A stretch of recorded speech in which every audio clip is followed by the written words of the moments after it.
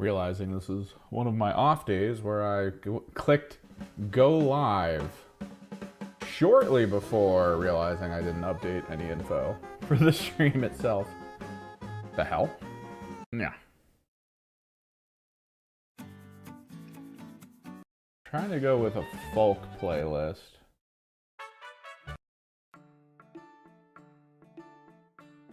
Kinda because I was hoping for this kind of music. Sigh.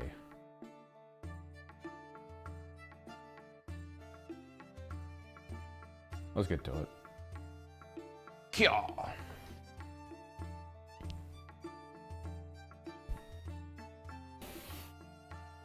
Alright, one thing we forgot to do with this guy is the pigment that's supposed to go on his base.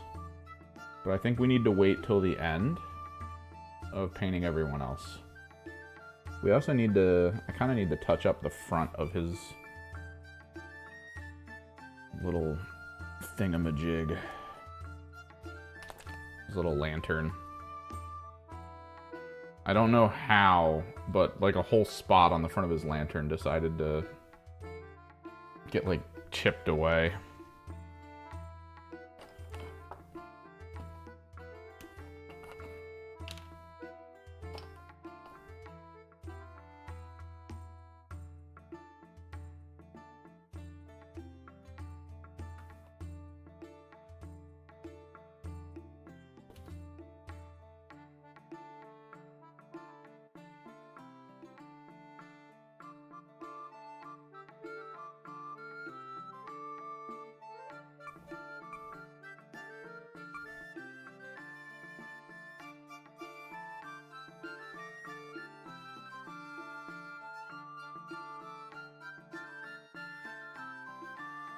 Word. What's up, Pyro?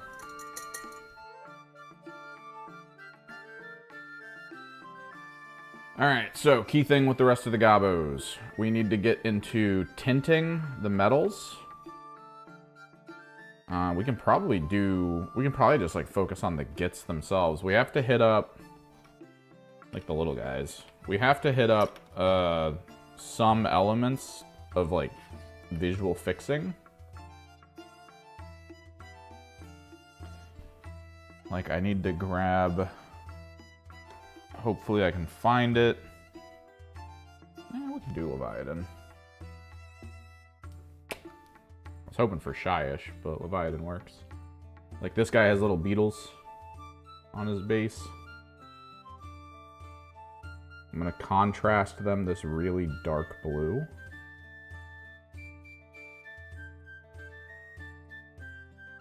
And then when that's dry, we're gonna hit them with a shifter paint. So they actually look kind of like beetles.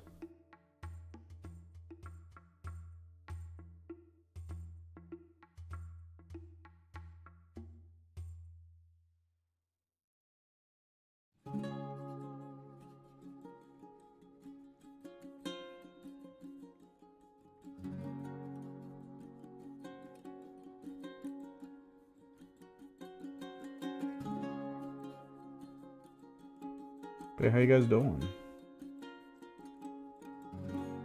Oh, we also need to take a look at something.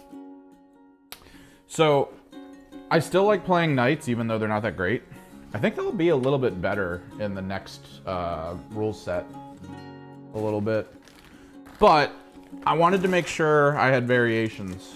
Like, a bunch more variations. I have 4 war dogs and 4 armigers.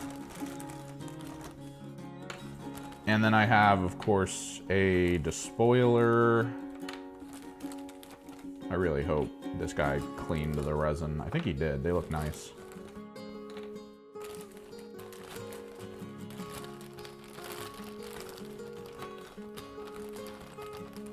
What the hell is all this? Wait, where's the little missile racks?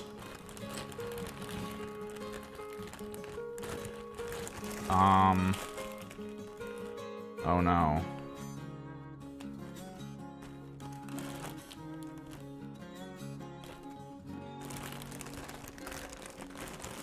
I may have to get in contact with this guy. No. no other bags. I might have to contact him.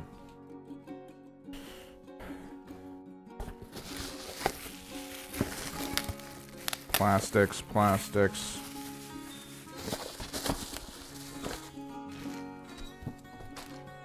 Yep, I think I have to contact him. I got the guns, but I think he forgot.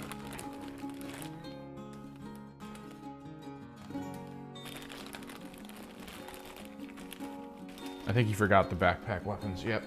Hang on.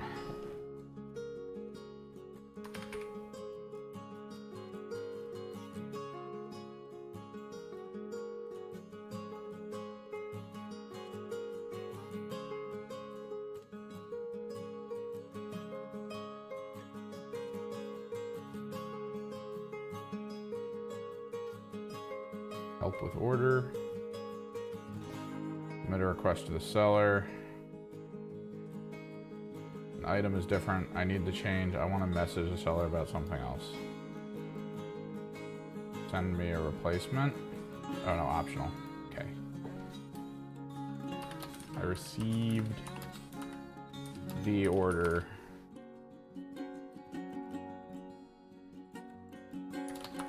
But I noticed that the, let's make sure.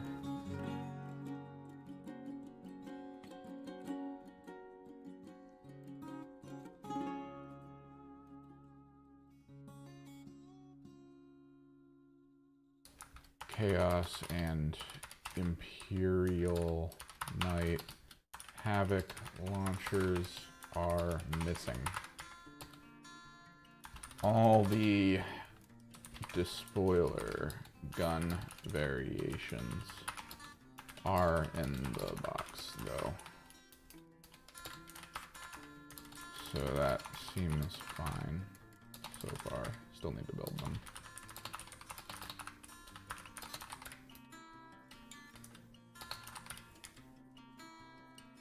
Send help request. I'm just gonna leave this up on the side screen. Yeah, there should have been 4 missile packs. The guns look good.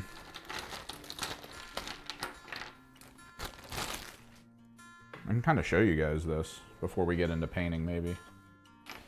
So, like, this is the front of the armor for the weapons. So what I did was I ordered 2 battle cannons and 2 Gatling cannons because they look kind of different. Is my whole thing. Oh, that's interesting.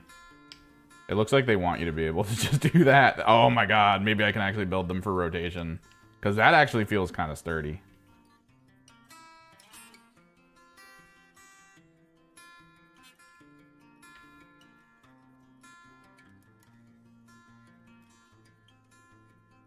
So these are 3D printed.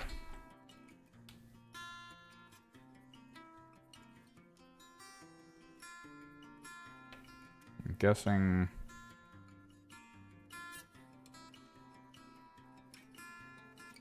I'm gonna need to, like, file stuff down, I think.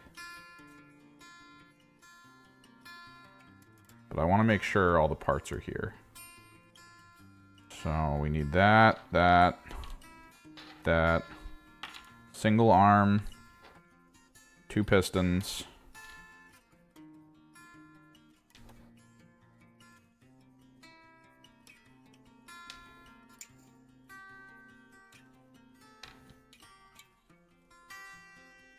Same thing again for the other one.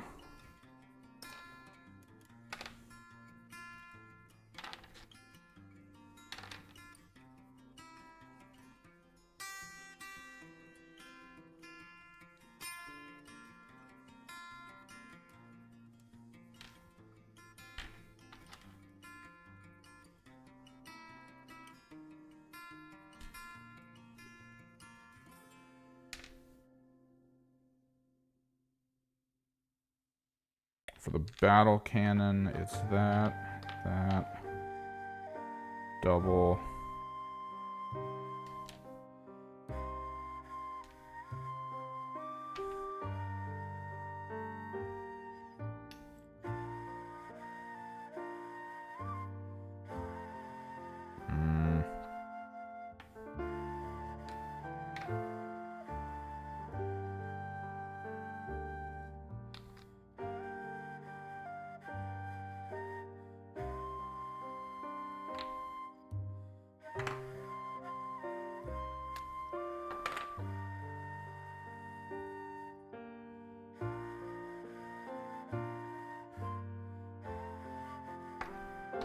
hold please.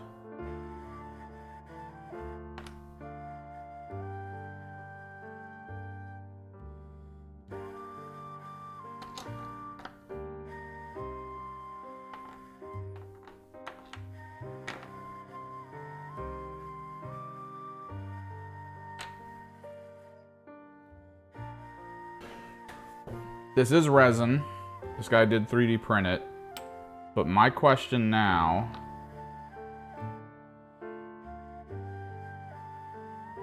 Because, like, okay, so this, as far as I can tell, is how the Gatling gun is supposed to look. It's supposed to have 2 of these.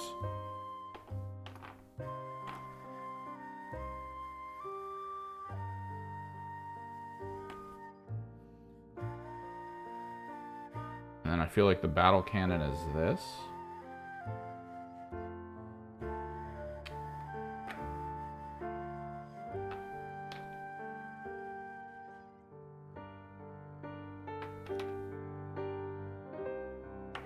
Which means he kind of fucked up here as well.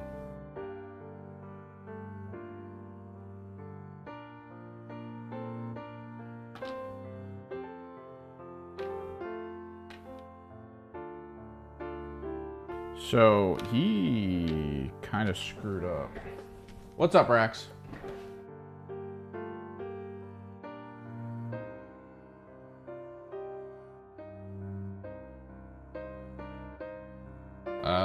Hang on. There seems to be more.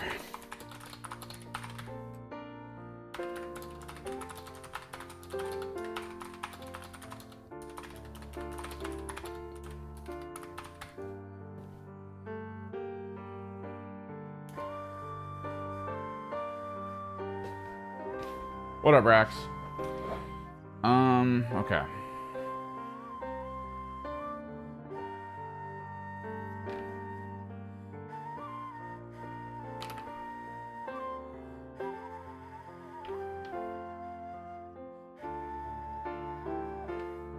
I'm guessing these are back caps.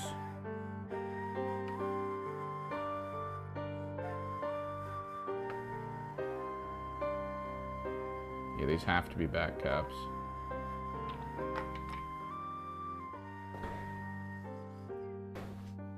So let me just verify a couple things.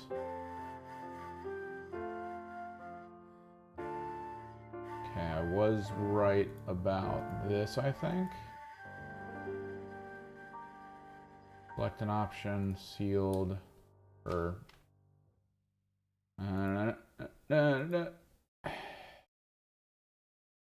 one backpack, or one back cap for the battle cannon. I've climbed the mountains in Montana, danced in the lights of New Orleans. Oh, word? Is it like you have a good day off, or is it like something weird's going down day off? People always have a feel for that. One battle cannon back cap.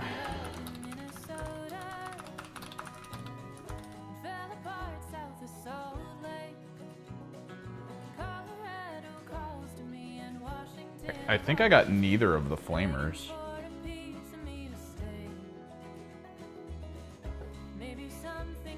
Right?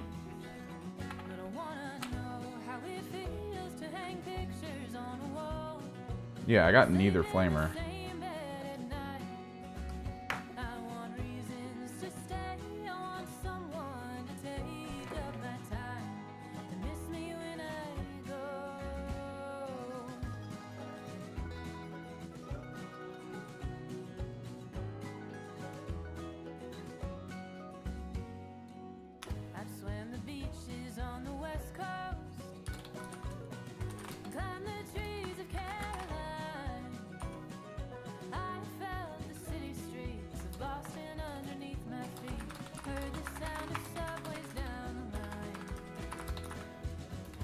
Gatling cannons. Or chain cannons. I got no flamers for the chain cannons.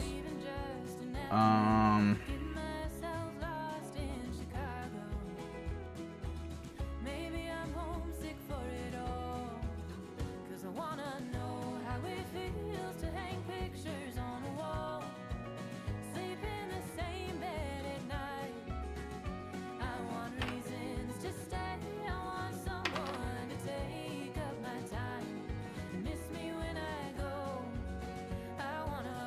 So that's a battle cannon. That's complete. That's a battle cannon complete.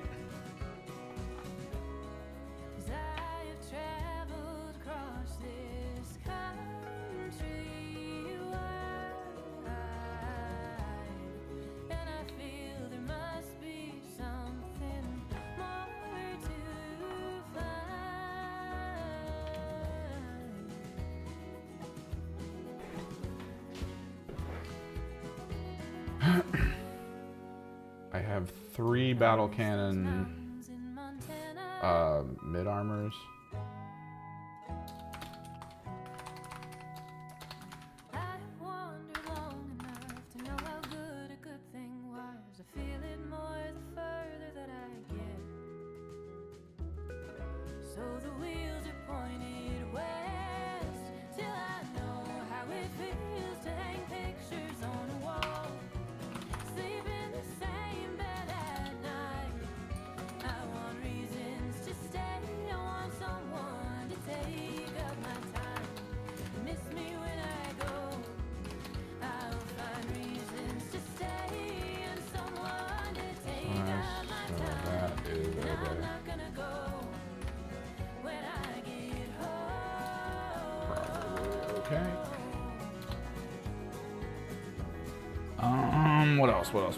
What else?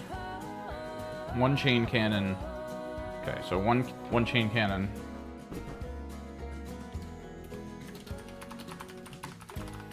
Main body has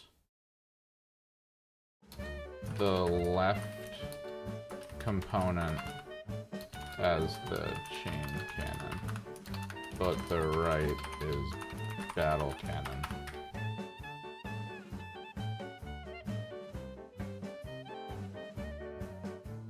I kinda want to send him some pictures. Give me a second. I'm dealing with an Etsy order. That was good. I'm not gonna say it was bad.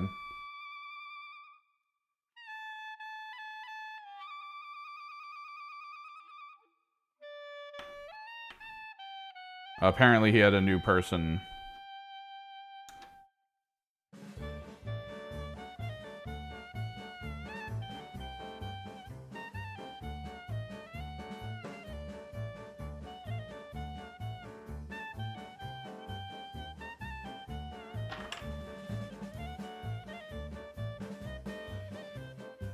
And am I missing front caps for the chain cannon? I am not. Okay, good.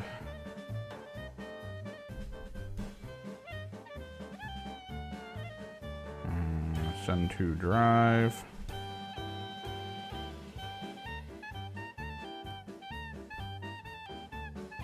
I swear to God, if Hava Nagila is like every...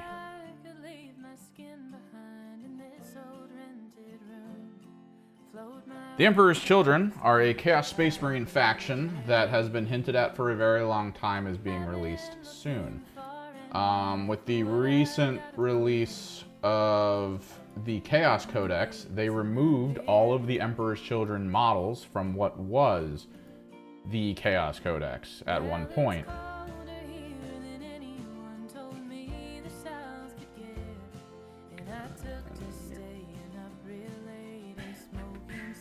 Why is it not letting me download? Download. Save. So, 40K is a very expensive game, as you might have surmised. And I've recently finished purchasing a metric ton. Open. Open.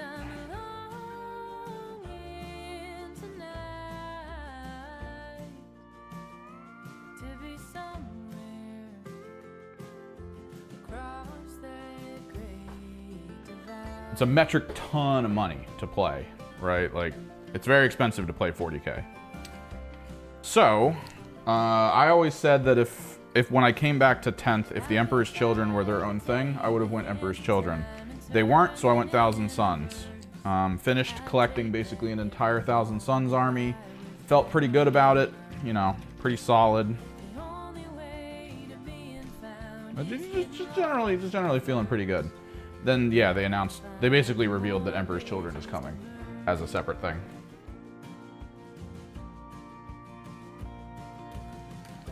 So am I too far gone to be running home?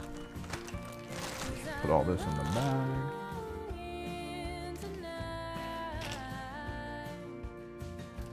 to be somewhere We're not going to build these today. across that great. So the problem is, I was trying to figure out a name for the donation goal.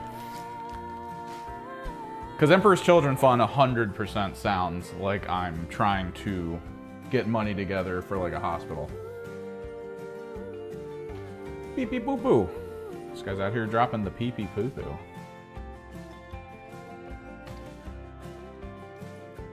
Well, the highway has a way of playing tricks on tired eyes. I swear that I see you riding shotgun late at night. Seems that you're So supposedly near the end of the year, the Emperor's Children are coming out as an army. No, yeah, I figured everyone would think it's a charity. Technically it is. It's a charity to me. It's a charity to try to revive my wallet. so am I Because so much of me really wants to build an Emperor's Children army, because I think it would be a great side army to have. 'cause I'm running Since it's still kind of Chaos Space Marine-y, but it's also really like close to, I guess, faster speed, more adaptability. How are we gonna work on these guys? We need to work on their robes, I think. We can start there. Need to get the skeletal horde. Because yeah, I plan on painting and putting together a really amazing looking Emperor's Children army. You know, recording it the whole way, showing people the progress, talking to people about how the army is going to be built, why I'm choosing to do certain things over other things, what my focus is going to be on. But I want my Emperor's Children to not be like my GSC. My GSC are like a collected army. It's just a singular list, pretty much, with only some adaptations allowed. Because I don't really want like everything for Gene Stealer Cult. I'm not really feeling putting in all that effort to collect Gene Stealer Cult. It's not a thing. Rax, adding $10 to the charity. For me. The Me charity. Not legally able to be written off in any way, shape, or form.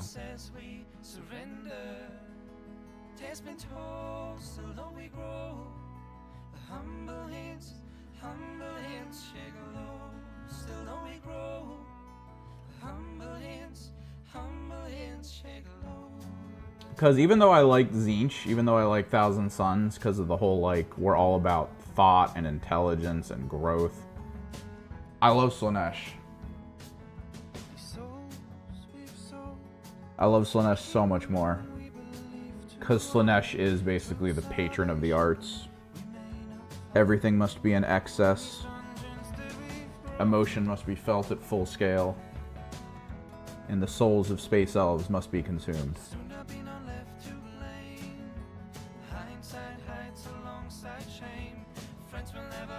Om nom nom.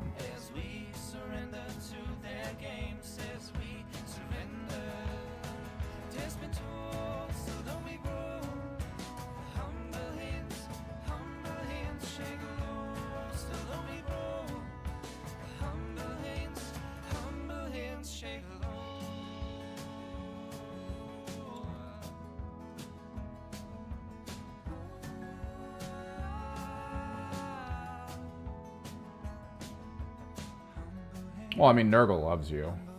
Slaanesh loves you.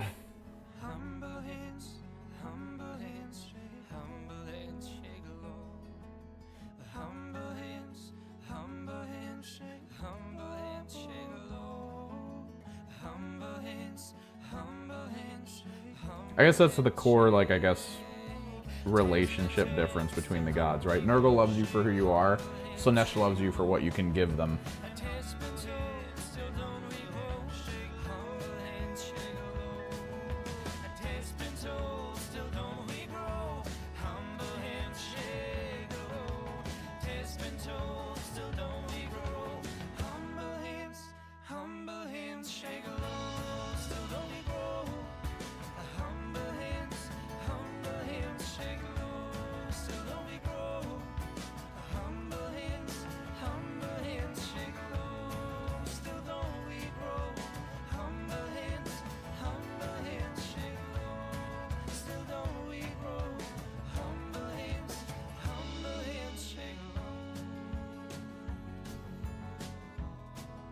Oh yeah, Tzeentch loves what they can manipulate you into becoming.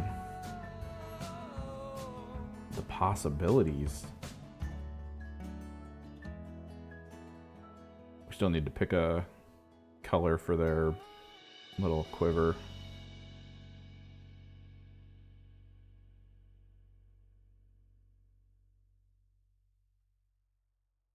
Dude, Gitz. Gitz are the tingles of the orc realm. Gitz, grots, all that stuff.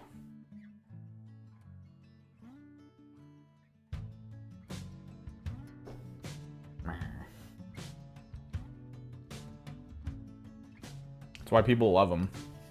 I mean, not only are they orcs, not only do they bring that to the table, but they're also weird and tiny. They're just a little guy.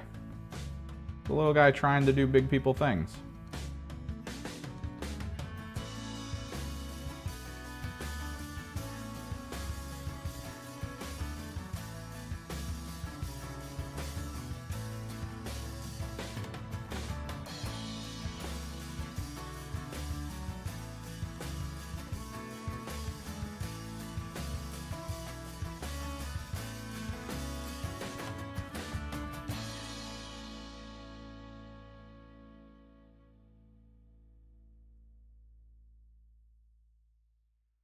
And as most decent fantasy realms touch on, the things that make goblins and grots and gits strong is that everyone underestimates them.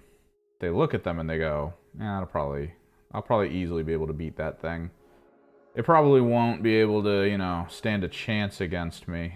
I'll easily just crush it, destroy it with my amazing weaponry, my great skill and capability in combat. It'll be like it never existed. That's what he did, but like now, new Fabius Bile is he's all Chaos Space Marines. He's still in the CSM Codex. He's still undivided for his mark. He's just gone. They're not bringing him back for Emperors. The assumption was if the Emperor's Children got announced and the stuff got pulled from the Chaos Space Marine Codex, that if Fabius Bile was still in CSM Codex, they're just all in on keeping him for CSM. They don't really care. That means the only things we have to look forward to character-wise for Children when that drops was probably going to be Lucius. And potentially Fulgrim. Potentially. Because Fulgrim's still lost, I believe, from what everyone says.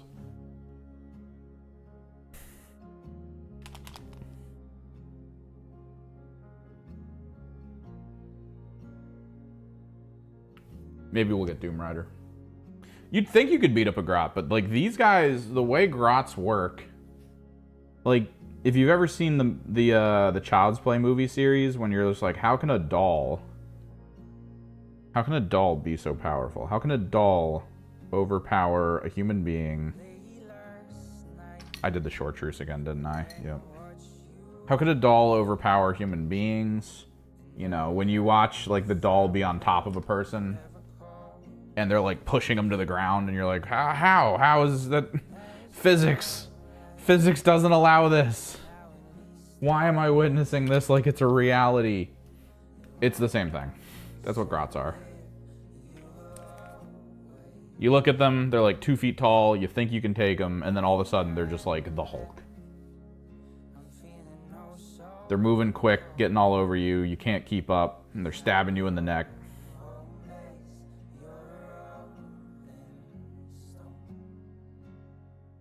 And that's basically it, you're done. You're dead. It's over. Dude says, oh man, I'm sorry, I just print the entire order again. It's fine. It's fine. No worries. It's fine. No worries.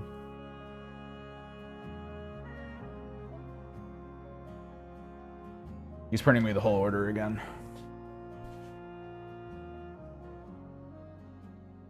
It's a good Etsy store that I found. He definitely has, like, I think he has mostly bases, which are really cool looking.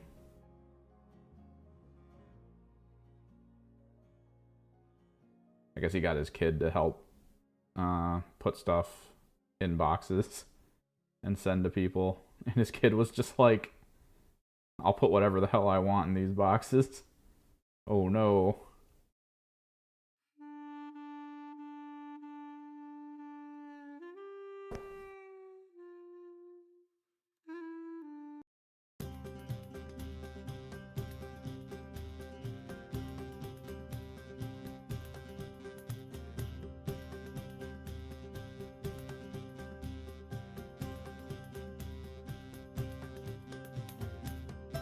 Thankfully, they're not for a project I need to do. But he's got really cool looking bases on his Etsy page. He's got... And then he, I guess, figured out a good way to fill a niche in the market, which is to get parts for knights that they don't come in the box in enough quantity. Just, you know, that's actually a pretty good market to fill, in my opinion.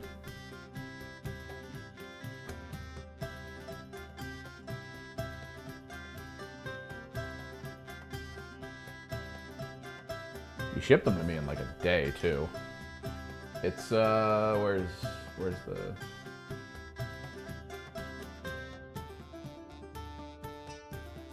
Nerd 3D Forge. It's the full name of the Etsy shop. If you're looking into like some fun custom bases, or if you're building knights and you want, you know, to not be screwed over by the limited amount of weapon choices you get in a box.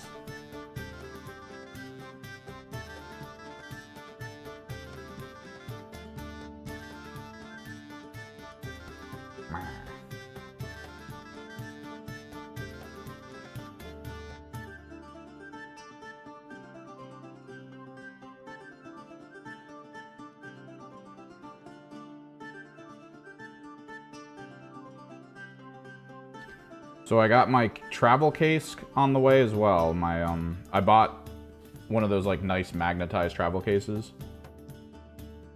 That's a little smaller than the one that I have right now, and I think it'll be good for carrying around like the more elite armies as well. When I go to too many games, I'll be able to pack up pretty much all of my Underworld's stuff into it and then just bring it.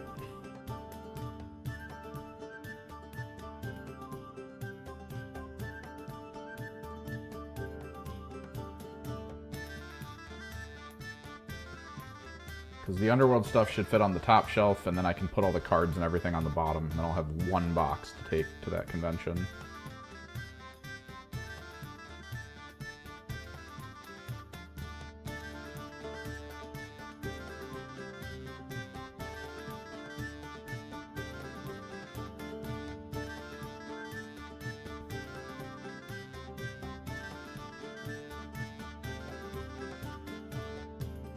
And dude, I've been thinking this whole time about my CSM list. I 100% think I'm taking a Helldrake. I actually think a Helldrake is a really good idea in that Demon Engine list. It's too mechanically worth it. 20-inch movement, able to go through walls. It's just too mechanically worth it. In my opinion. Like, there's no reason not to. Nobody has given me a sane reason not to.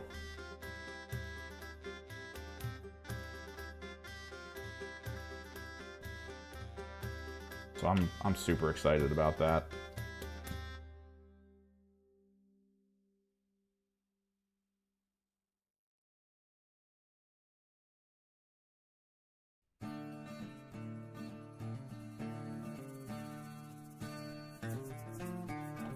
Do-do-do-do-do.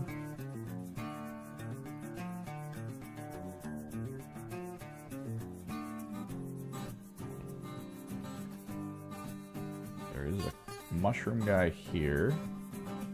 Just make sure he's properly set up with his mushroom arrows.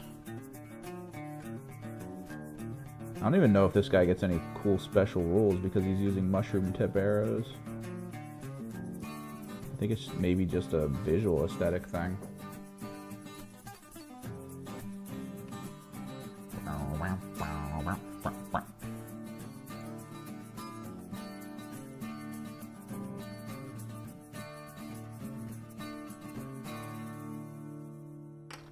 Mushrooms growing out of his head.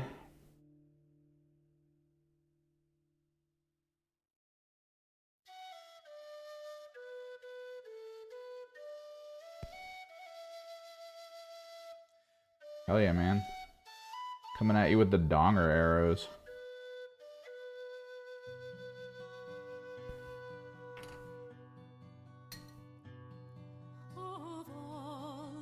The fuck?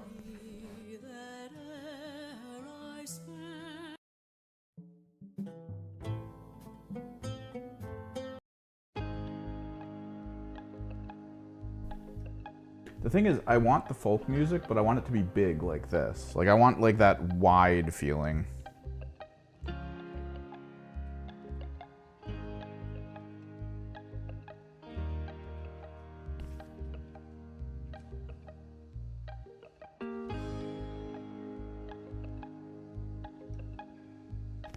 Wide. Alright, let's mix this demonic yellow up. Actually, this is moon dust. Do I want to do moon dust first? I want to do demonic yellow first. Where you at, demonic yellow?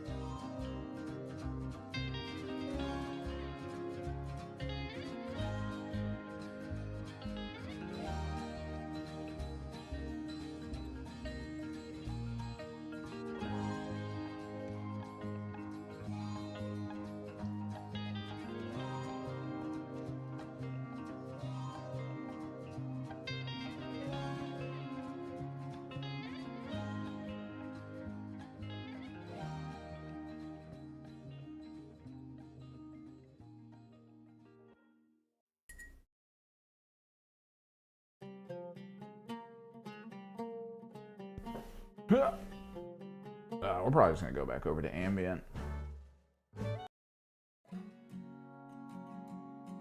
Yeah, we're just gonna go back over to ambient. Screw it.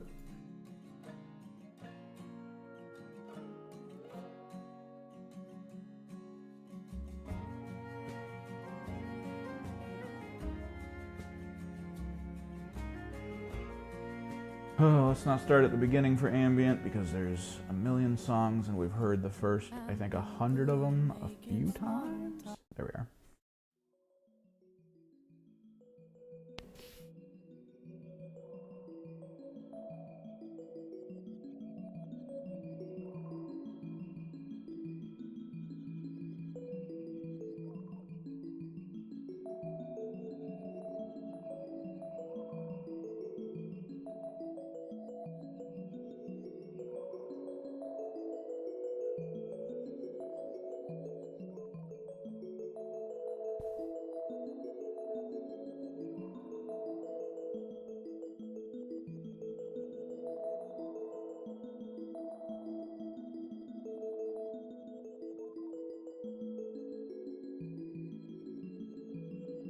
is me utilizing the underpainting as best as I can. Make sure some of those tones play through.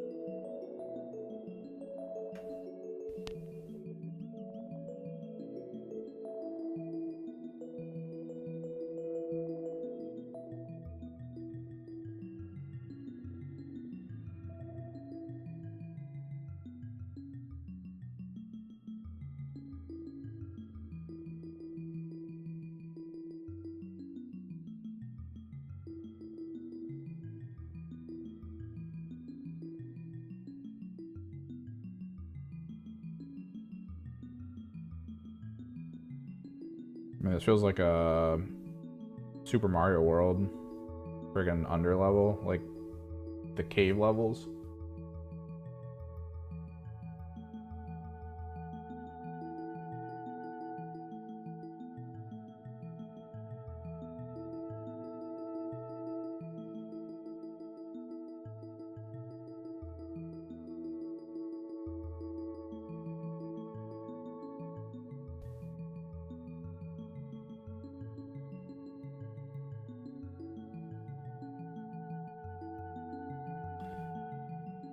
Occasionally my hands have a minor shake in them as well.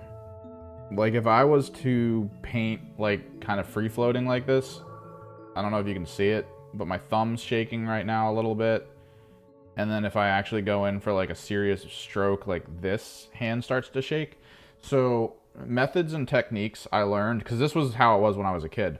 You'll notice that I'm putting my finger here. I'm actually pushing both hands into each other so that the bulk of the musculature in my arms that is currently being used right now is trying to basically arm wrestle with itself. So it's not focused on trying to fine-tune the position of where the model is to try to maximize potential for me to properly paint this.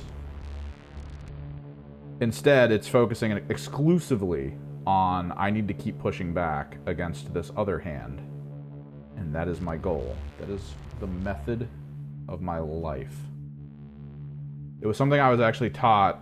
I went to a paint night at this local game store near me when I was a kid. And I was sitting there trying to paint and my hands were shaking. And the guy that was just sitting across from me was like, "The fuck you doing? Put your hands together, they'll stop shaking." Like, it's literally what he said out loud. Like, he kind of was mad that I was painting the way I was. It was kind of funny, looking back. But, that's where a lot of, like, the newer tools come into play that are kind of interesting, actually. Like, I actually really like this one, and I should use it more. Let me get the modeling paste down on it, though.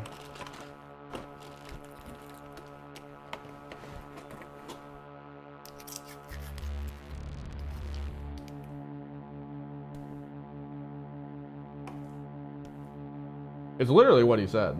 He was angry that I was painting the way I was. There was hatred in his voice for my existence. All right, let me get this paste. Why is the magnet not... Oh, I see why the magnet's not working. It's not glued in properly. So I need to re-glue that.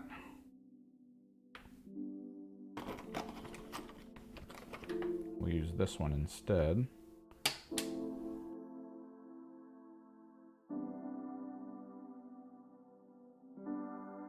Yeah. So you get things like this, right? And the whole premise of it is you can kind of rest your hand on that. It gives you a little bit of a wider variety, and you can also grab it and stuff. It gives you, depending on your positioning, a wider variety of like hand positions and angles you can reach while maintaining full control.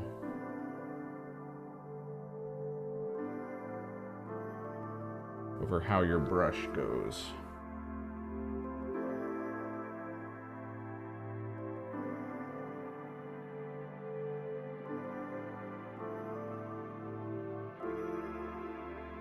Useful little tool.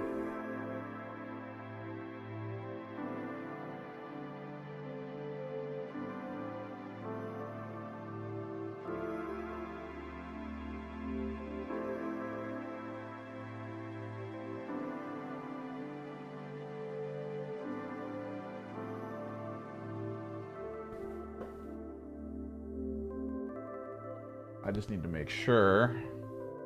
Because, like, the problem is where the tool's placed, I want to hold it like that, but the camera that you guys are watching through, it doesn't really help. Like, that's why I kind of want to do it just this way. Because going from this low angle really assists the camera.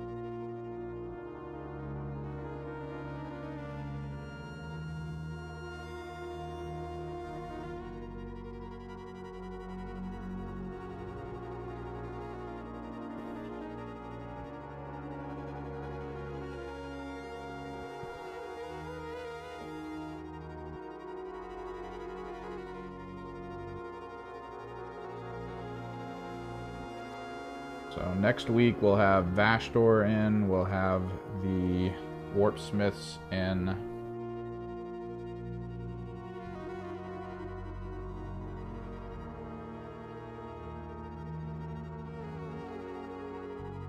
We'll need to get to work on those, I feel like. Because I do want to start putting reps in. And genuinely, I think I can construct a list that works for the Leviathan match play. And I feel like I have enough stuff that I might be able to organize a list for the new rules that are coming. The new match play rules and missions.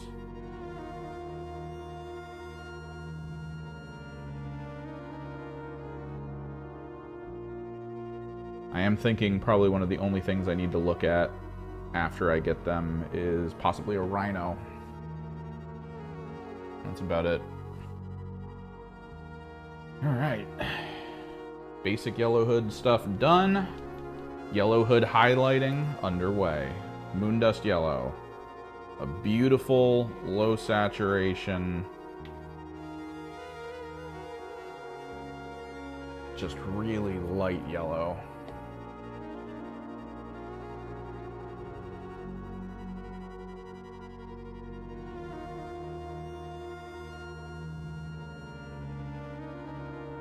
We're gonna try to put it in some specific places.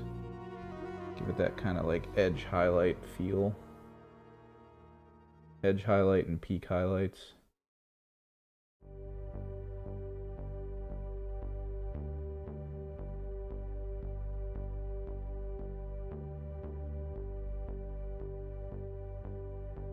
So I do think my next video needs to be the how to kill team, fielding a team video. I think I need to kind of get that together. I haven't really had time to sit down and think about it though.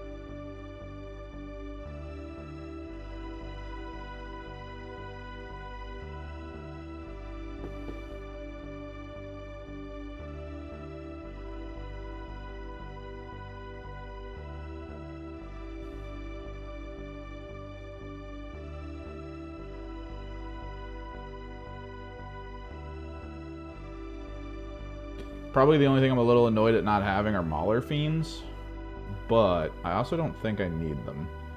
I think Hellbrutes will serve just fine, because I'm starting to realize that for like tabletop games, one of the unknown of limits, or I guess thought about limits, is size of models you're bringing to the table, right?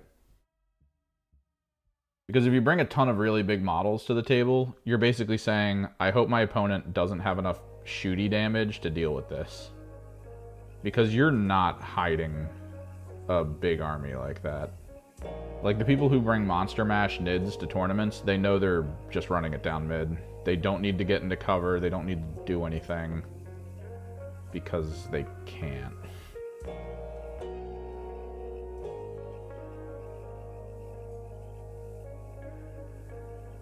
They're basically all in all the time, always go, that kind of stuff.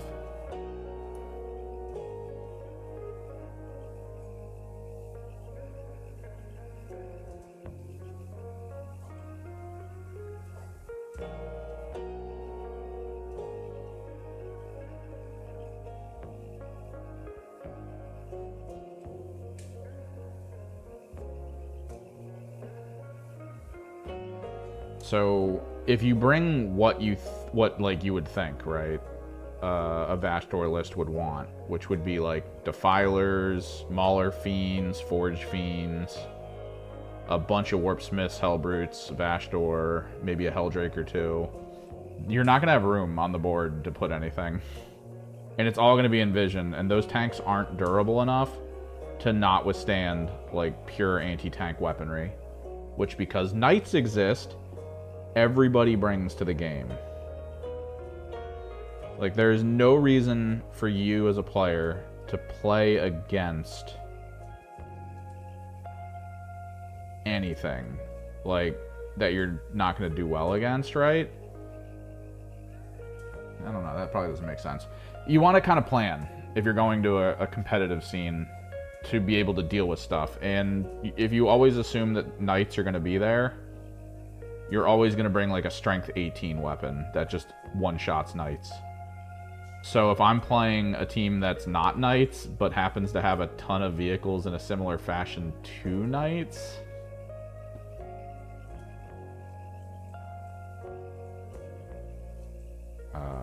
it's not great.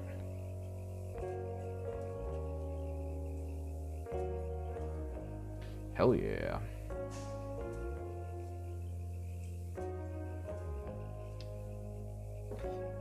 Because, like, seriously, I can hide my Knights army on a map better than I could hide a full Demon Engine army from Chaos Knight, or from Chaos Space Marines.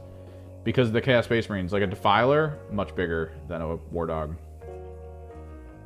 Stats are nowhere near as good defensively, but he's much bigger.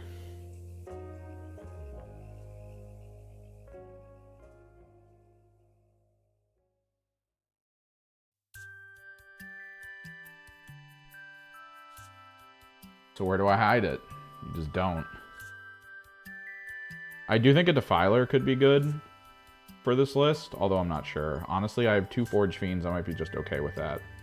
I do still think the Hellbrute idea is a good idea, since you can kind of put them on the other side of walls and then just run through walls.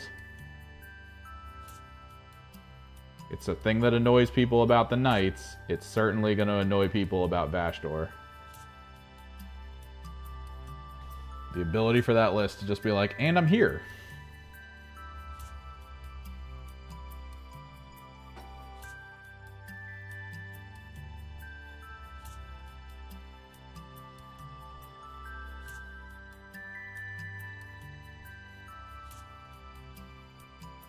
I'm over here now.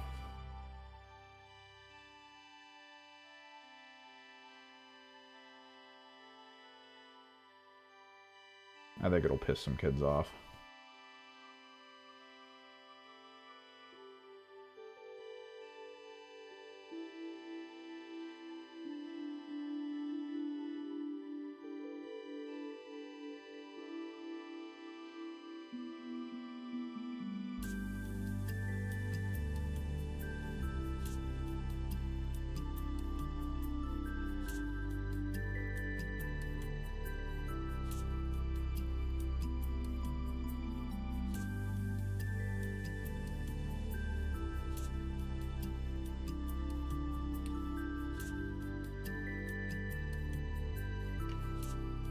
Hell yeah. Little yellow gobos.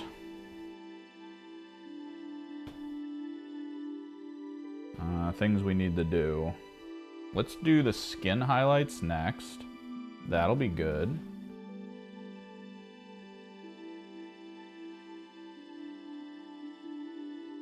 Get this vivid vault green.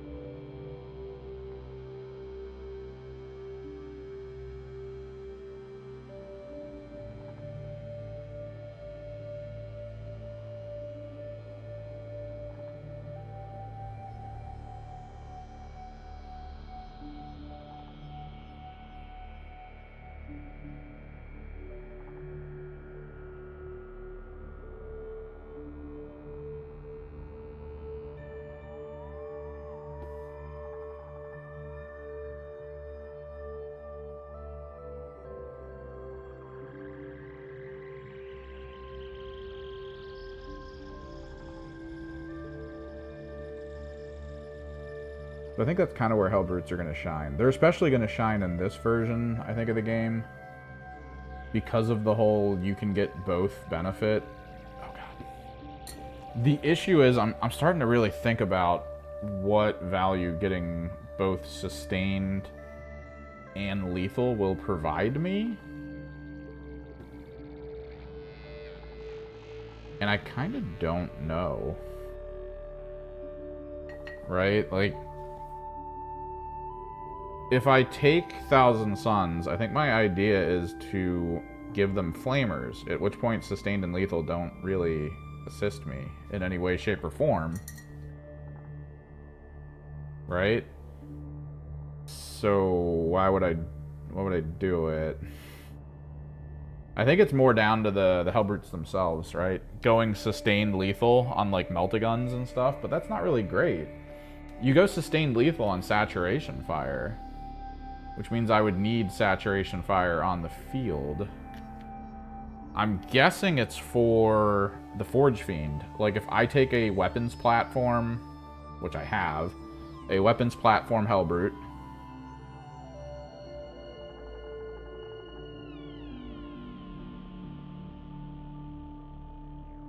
and I guess I leave it back by the Forge Fiend and the Warpsmith and a Vashdor. I guess we're good at that point.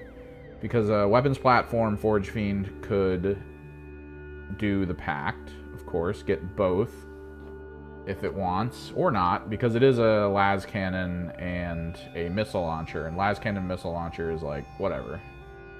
It's 2 single rolls of dice to see if I damage you. It's fine.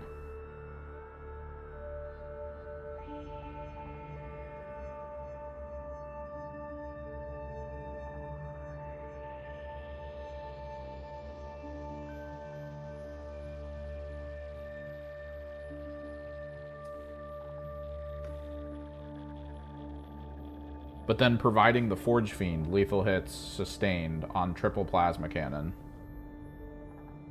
Then doing the Forge Fiend thing where it does more damage but it has hazardous. Applying even further benefits from Vashdor as well as the friggin' faction pact.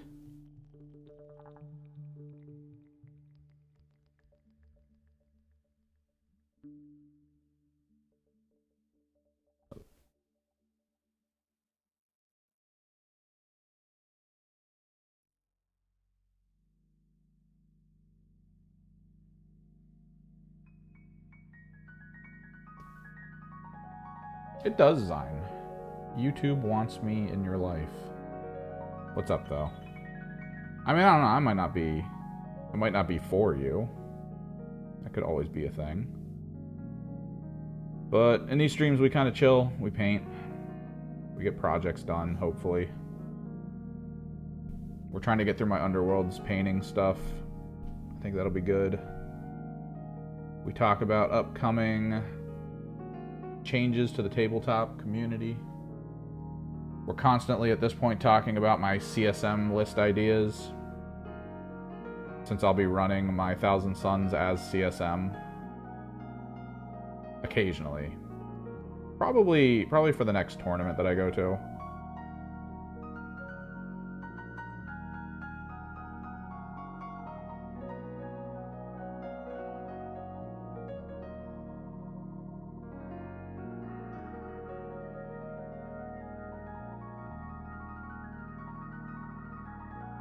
If any of that interests you, then there we go.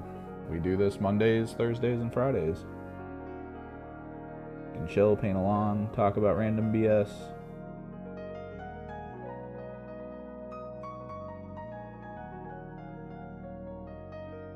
Alternatively, YouTube's algorithm messes up a lot. And I do, occasionally when I scroll on YouTube, it's like, yo, here's the same 5 videos over and over and over again. It's like it's having a hiccup or something.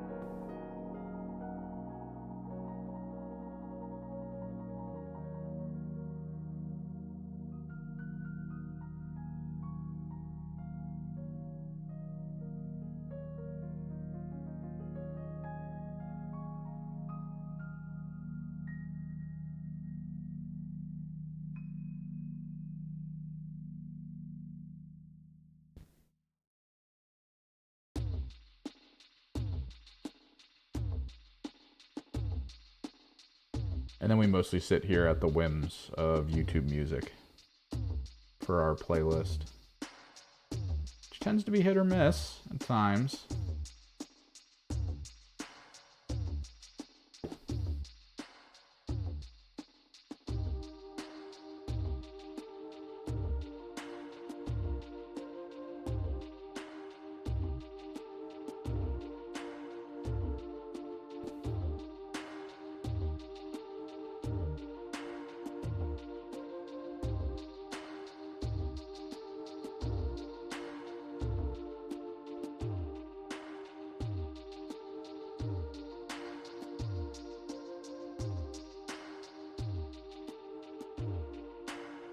Got a couple things to do here. We got the eyes to make red. We got to tone the teeth.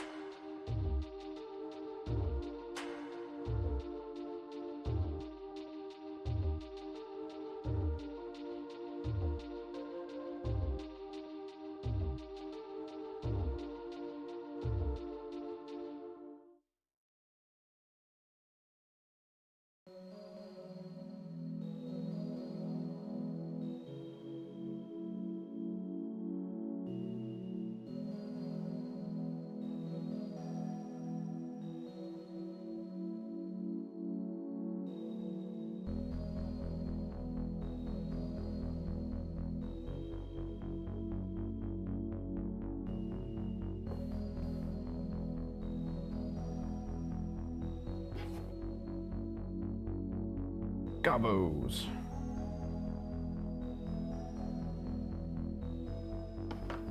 Let's get the teeth toned. We gotta pick colors for the feathers on their arrows. I think I'm gonna go... No, I don't know, actually. I was about to say red, but I mean, their eyes are gonna be red. Maybe we can pick like a pastel color.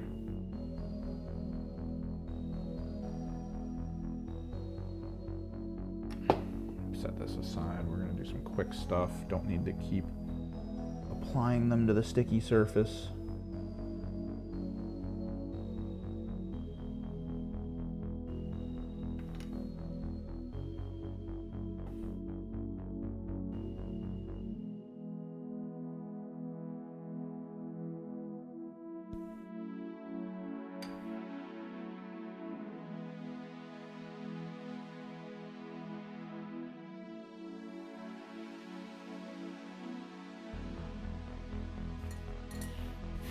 Thinking of pastel. Let's go. Actually, no, not that. We are gonna need enchanted steel again, because that one guy has studs on his hood.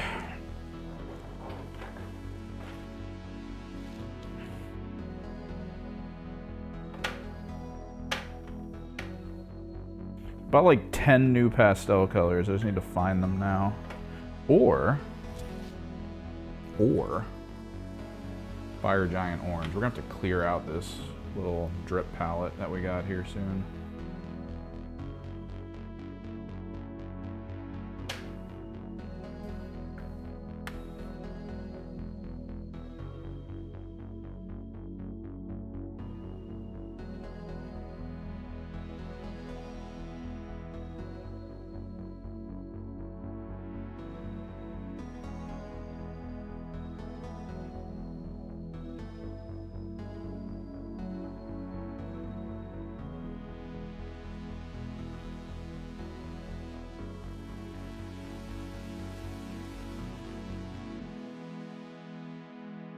Just dark enough that it's not distracting.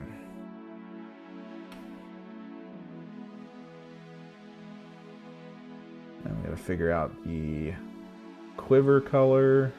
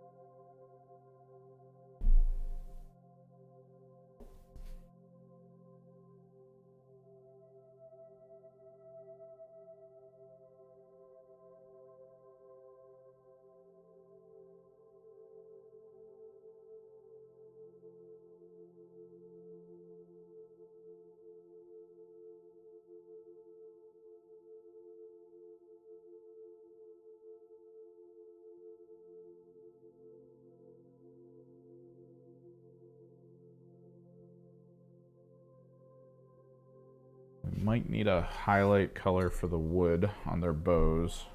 I think that might actually be a good thing. Enchanted steel though first. That'll be an easy one.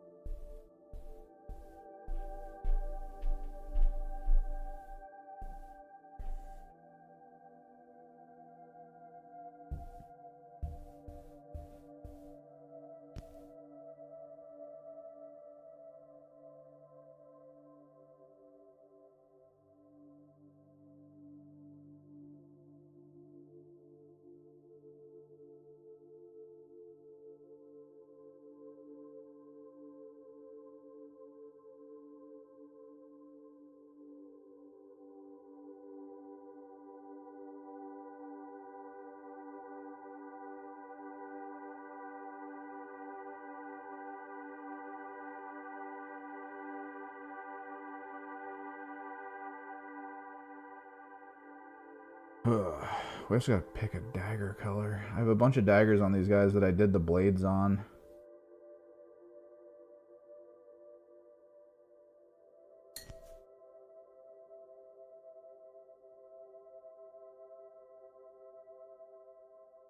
This guy out here with caps lock on.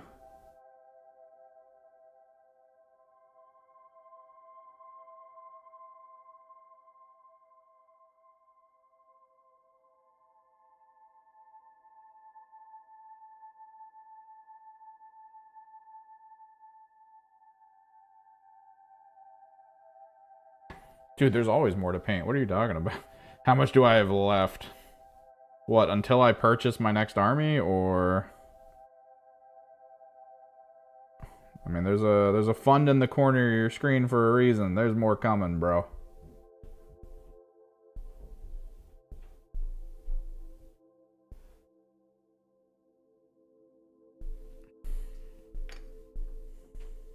There's a lot more coming.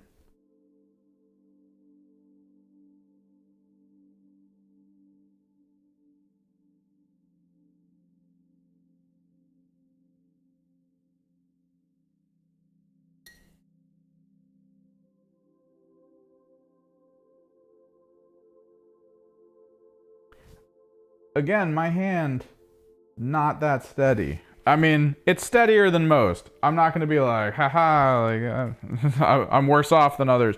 No, I agree. My hands are fairly steady. That's like years of illustration. But like, when I try to hold, like, I don't know if you guys can see it. There's like a minor tremor. I just do stuff to try to prevent the tremor from coming through. That's all.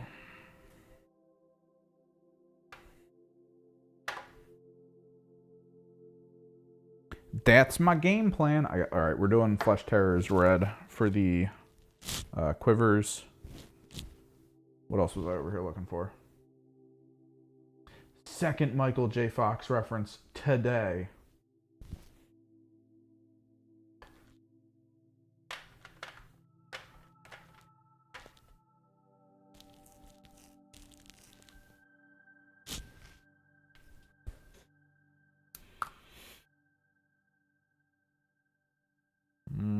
Yeah, we'll red oak that. The eyes are going to be red. The quiver is going to be red.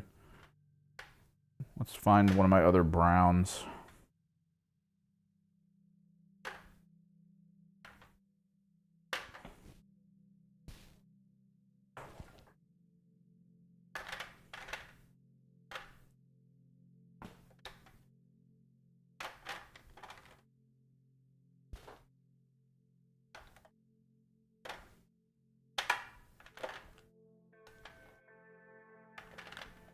I always hate knowing that I have a brown I'm looking for, and then I just can't find it. We have Doom Bull. I don't think... maybe Doom Bull's fine.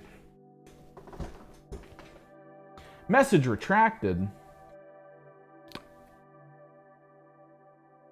Guys doing things in chat that you shouldn't be doing? What's happening?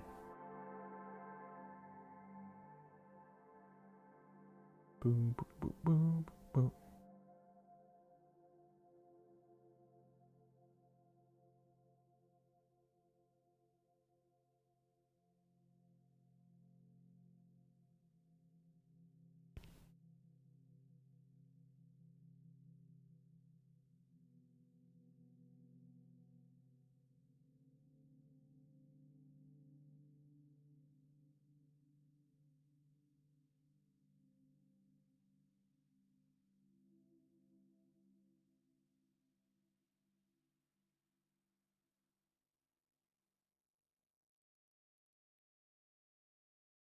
Doombold brown's a really good brown. It's like a reddish brown. Great.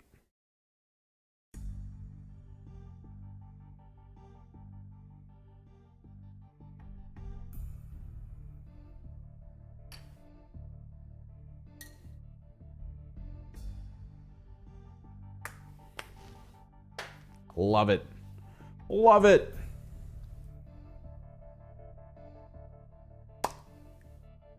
I think my area is pizza culture. I mean, I'm gonna tell you the Sbarros near me taste like feet.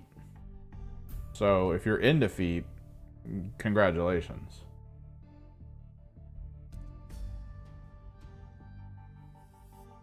You've now found your pizza place of choice.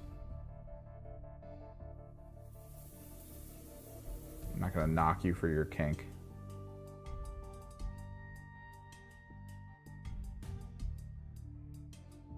On the other hand, in my area, there's like 6 or 7 locally owned pizza places that have like pretty good heritage. Great selection of possibilities.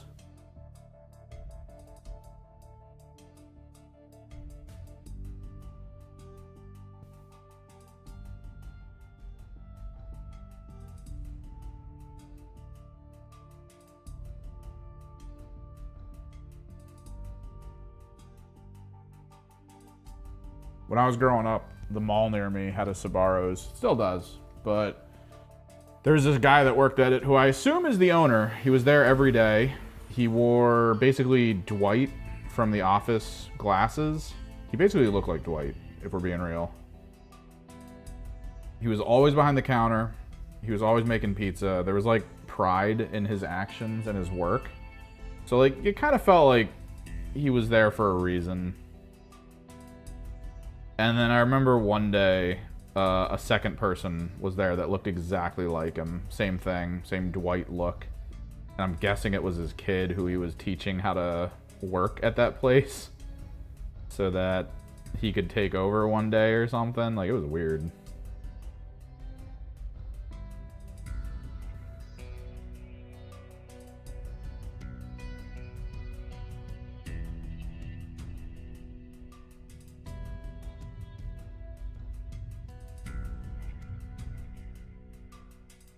What up, Arturo? I mean, I've been to New York. New York's great. I've been to New York for their pizza. Well, not for their pizza, but like, I went there for Comic-Con one year. And the people I went with were like, yo, we never get out this way. Let's grab some pizza. And it was good. We found this pizza place that was like a hole in the wall. It was great, because it was like down an alley. If you walked through the front door, I don't know how else to describe this. There wasn't standing room inside the pizza place. It was this just tiny hole in a wall. It had a Stonefire pizza oven in it, in like this little building at the bottom of a bunch of other buildings. And if you walk through the front door, like, maybe in a foot and a half. Email me. Okay, we're good. In like a foot and a half, you were at the front counter, and there was no way to go behind the counter from that door. So like, the only reason you would go into this building through the front is to say the name of your order, pay the person, and leave. there wasn't a way to like walk in and be like, hey, I want this pizza, and then go sit down. Like, they didn't even have a menu. There wasn't a menu there. You had to know, like, you had to call ahead. It was one of those kinds of places, which was kind of cool. And it was good. It was really good food. I don't like deep dish, because deep dish is just pie.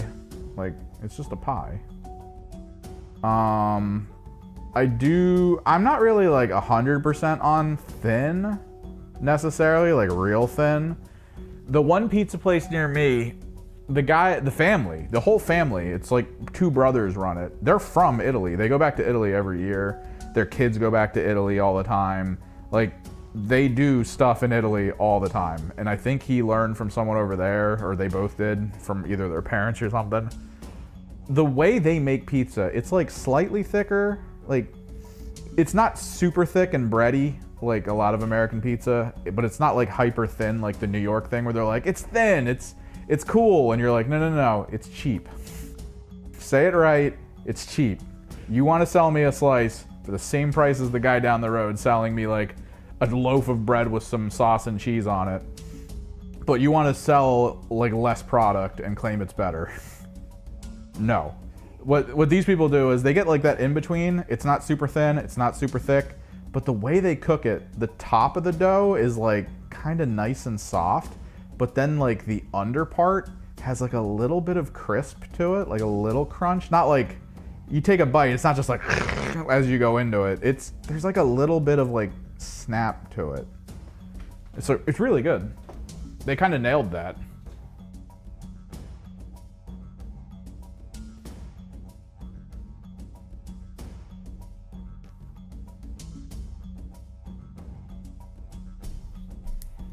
You're talking about Chicago deep dish? I mean, Chicago pies are really good, I know.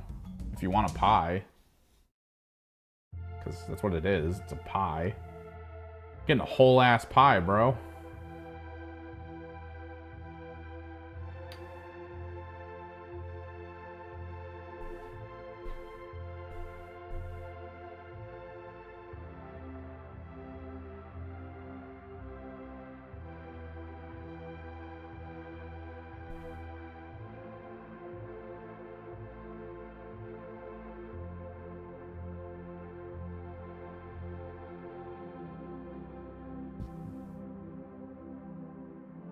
Yeah, it's close to pub style, which is, I just like it. It tastes really good. There's another place near me that's like, oh, people want toppings. You know, when you order a pizza, you want toppings. So the dough and everything's kind of like mediocre, but you order, like, let's say you order a grandma slice, right? And it's that mozzarella, tomato, white cheese with a basil. You can't see the pizza under the tomato, basil, and mozzarella. You just can't. Like, there's no way for you to see it. There's just too much of the other stuff on it, which we're gonna OSL this, I think, which is crazy.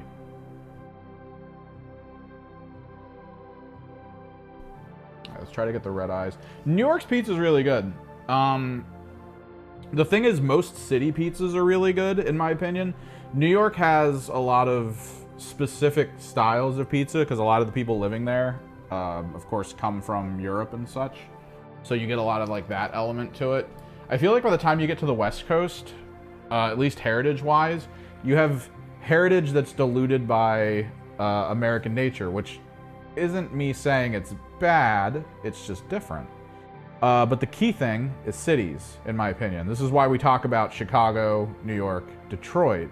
The reason why you want to eat pizzas at these cities is because the material used to make the pizza is usually freshest in those locations because it gets shipped in and then sent via train to other spots to then disseminate from there.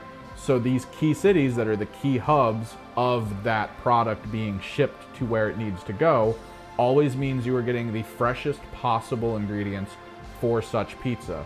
And then in an outward radiated aura from those locations, you'll notice that pizza just gets worse and worse and worse and worse and worse because the dough takes forever to get to where it needs to go. It's a whole thing.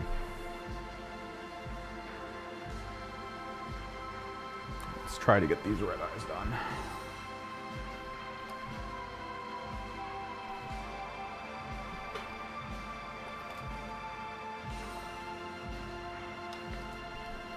So if you're the kind of person who's fortunate enough to have a nearby city like that so that you can easily get your hands on some extremely fresh ingredient pizza,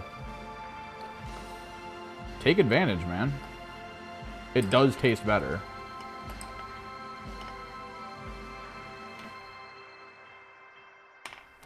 Like 100% it does taste better.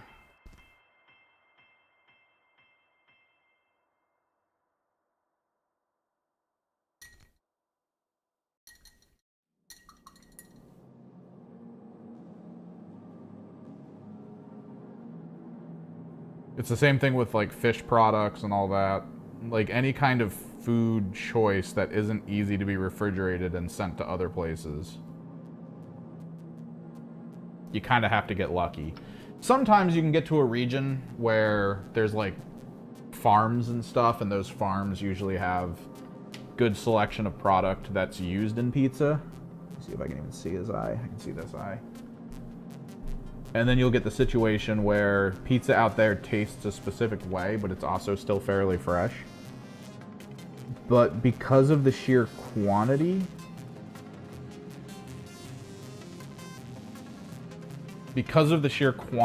of toppings, options, food choices out of harbor cities like New York and Chicago and all that, or I guess shipping cities, probably a better way to put that.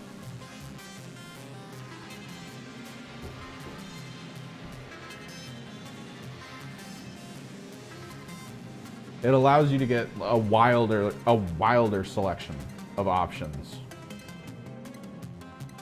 Like the one place near me that's all about toppings has a calamari pizza. I would not suggest it because we're nowhere near like a straight harbor where I would be like, oh dude, calamari all day.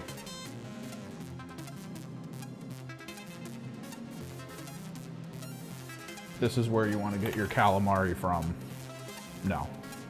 100% no.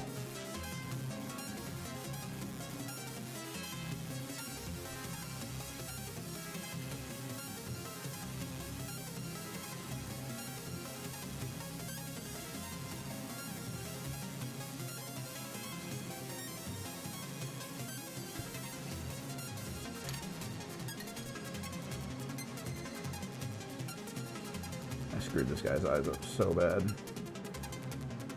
Need to clear a lot of this out. Oversaturated the brush. Clear it and then repaint the skin tone on a little bit.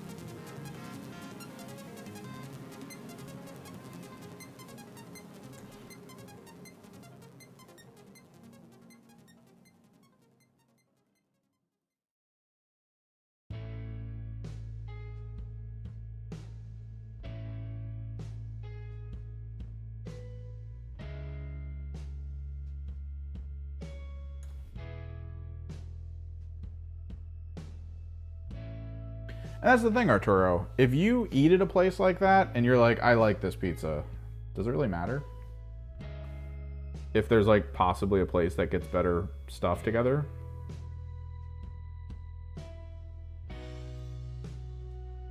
I think the core of it is, you know, like, rather than trying to just determine like who is the best pizza and like why, just make sure you've got a spot near you where you're like, yeah, this is actually good pizza.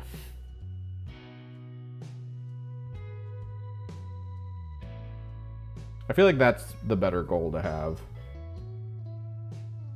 Because I got to imagine there's probably some spots in the world where if you were like, hey, let's get a pizza, everyone in that area would be like, you don't You don't want pizza. You don't want pizza from here. There's one place that makes it, and nobody eats there. We have no idea why it's still in business.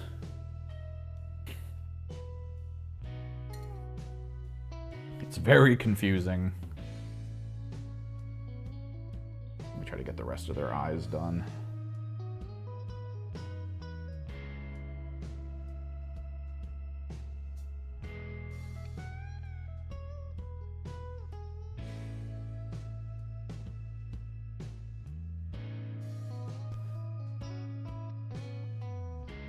What's up, Manolo from Paraguay?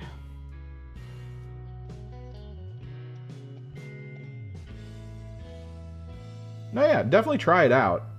You'll figure out that it is different a bit depending on where you go in those areas, I imagine. There's probably like fan favorites and local favorites and stuff. But I don't know. I don't think it'll be to that point where you'll eat it and then your next thought is, man, I can never eat pizza from where I live again. I don't think it'll go that far.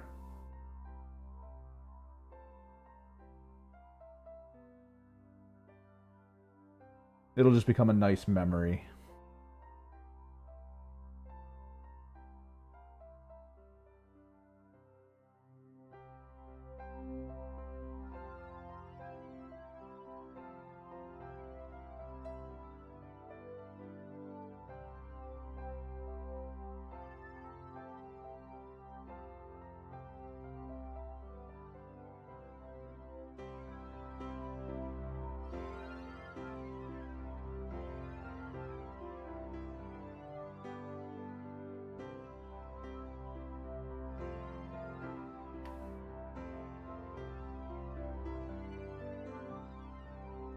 I feel like once these gobos are done, which they probably almost are pre-OSL, really not much else I need to do to them. Oh, his knife. I think it'd be brass. So what's going down in Paraguay? Is there a big 40K or tabletop scene in Paraguay? I hear there's big ones in a lot of locations. The last tournament I went to, even though it was a small tournament, I'm still baffled that the people I went against at this tournament were like top in the world in terms of tournament play. Like, what the hell, dude? This was a tiny store in the middle of PA. I was looking for some fun games. And instead I got stomped into the corner. I should have just brought a real army. My bad. I mean, I had some fun, but it taught me I need to pay attention to what my opponents do a little more. Because, like, the first person I fought at this tournament was like, I took, like, 6 at LVO or something. I was like, okay. It's cool. Well, enjoy defeating me, I guess. Ooh, that's nice, man. Kill team. Friggin' getting the league together. It always feels good. Where the hell are my shifter paints? Oh, I remember. I know where they are.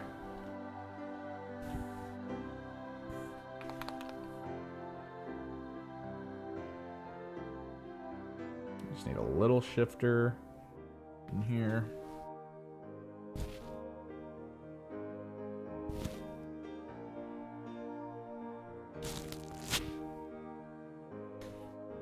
But people at the tournament talked about how apparently, like, Poland had a crazy good scene. Like, whenever they go up against people in Poland, or from Poland, they always feel like they're getting so close to stomped. Like, there's just this weird level of strategy that people from Poland use in 40K that, like, messes with others. They just don't expect things to happen the way they do, and they're like, oh, that's actually weird how that worked out. So it's cool to hear from, like, other places in the world as to how they're doing.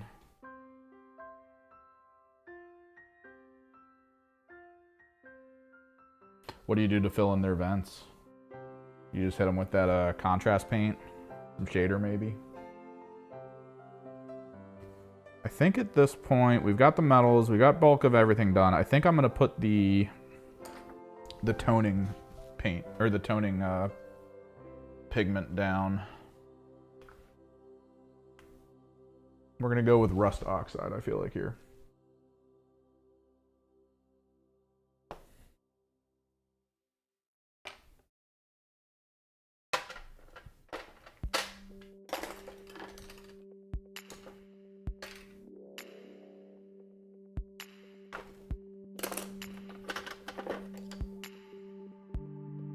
I do kind of wish tournament organizers would get the feel of the tournament, right? Because I feel like a lot of tournaments will put in their paperwork or their information, good for beginners, right? You know, great place for beginners to come and learn the game. And then you go there and someone's there who's like, yo, I'm from friggin' 10 states away. I travel the country kicking the shit out of noobs. And it's like, God damn it, dude. No, yeah, he talks. I can also press a button and unleash the Greg. So, you know, it all kind of plays out.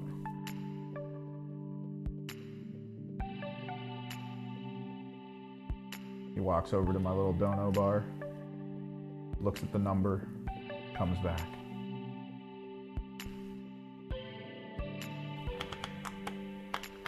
I kind of want to link that to when someone donates, so he walks across with like some boxes on his back and then turns around. All right, pigment. Oh God, I'm gonna need to wash the hell out of this. Oh no, I'm also thinking of the OSL I'm about to add to this, and it's gonna blow everything away. I think I need to add the OSL after I varnish, maybe. This is not gonna be good. Pigment's kind of hard to use. It's so rough. I love it. I love using it now. The dusty nature of it makes it kind of cool.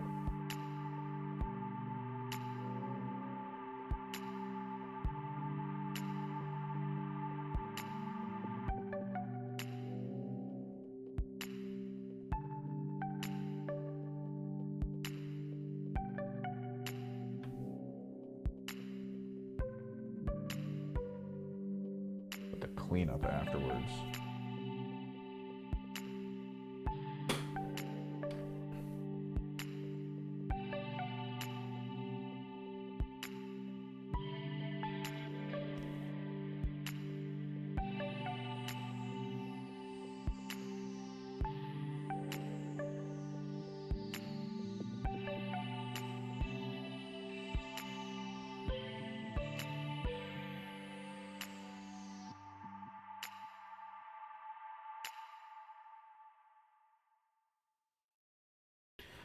Dusty gazongas.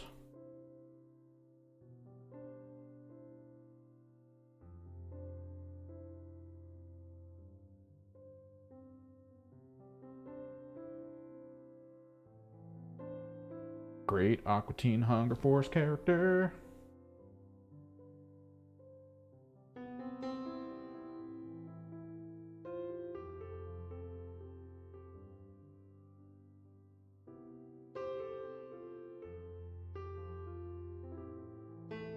Yeah, some of the best 40k characters just, they have their own Greg, man. That's why Gene Stealer cults are so cool. They have so many characters who have their own Greg.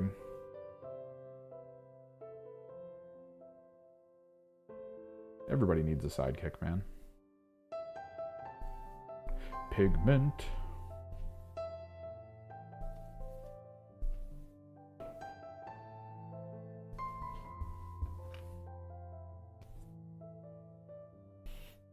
I didn't want to go the full route of a VTuber. I do keep track of their technology, the advantages they have over others. I think I need the advanced VTuber program though to do what I think you're talking about, which is to have like characters or have things that occur on the stream interact with the model. This is a very low cost, low resources VTuber system called, I think, VimoTube. All it does is it hears when I'm talking through the microphone and then reanimates the character. I can actually change it so that it changes between a couple pictures as I talk. There is a different version I was interested in back when I had a more elaborate thing as a character.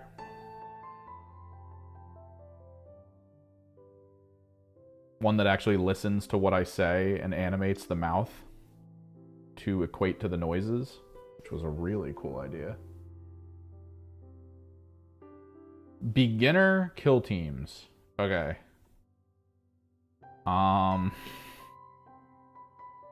Beginner kill teams. Honestly, it's one of those annoying things where it's jury's kind of out on the exact concept. A lot of people will say just start with bespoke because you're going to play bespoke. Honestly, bespoke for a new player causes a lot of issues because bespoke teams come with a lot of very unique things in terms of rules, items, just general stuff, right? So the problem with that is you might get overwhelmed as a new player and then you might not like the game. So I always point to the idea of compendium. Because compendium teams are a little bit easier to collect since you don't need to find a bespoke box. Most compendium teams are single regular 40k boxes, right? You want to play Sisters from Compendium, it's a single Battle Sisters box, is basically what you're looking at. There's only a few boxes, like I think Hive Fleet and Tau, that you would need a couple boxes if you want to collect everything, or you can kind of pick one thing and just go for it. From bespoke, people do say intercessors because the intercessors rules are free and easy to access online. They're also very durable, which means you can make mistakes with them and not feel completely disadvantaged.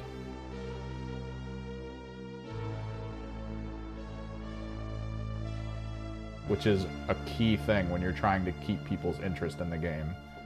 Making sure they don't feel disadvantaged from every play they make. AdMech, not my suggestion.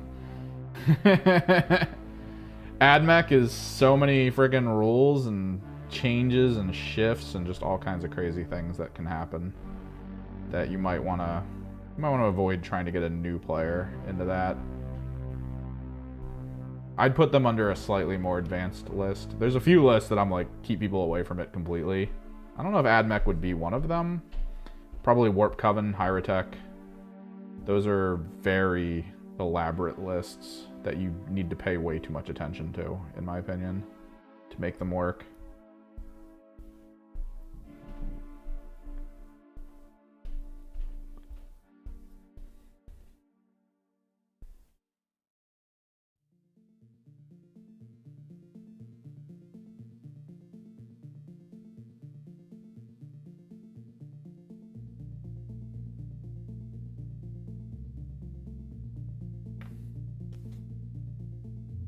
But yeah, from Compendium, Death Guard, usually good. They're not as elaborate as Intercessors, but almost as survivable, if not more survivable, depending on how you're rolling.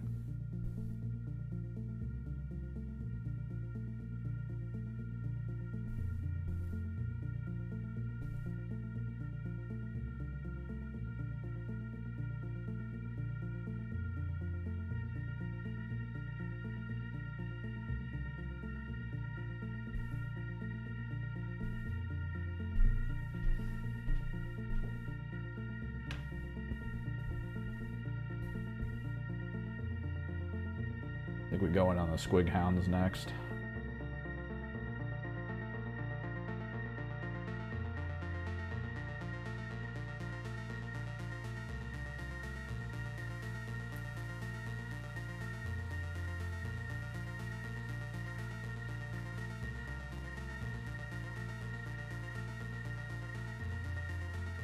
Yeah, people go with just Gene Stealers. You can literally just buy Gene Stealers for Hive Fleet. People like them. Gene Stealers seem pretty good. I mean, they took top 10 at LVO or whatever. I think it was top 12. Out of 160 players. So, Gene Stealers are very good for Hive Fleet.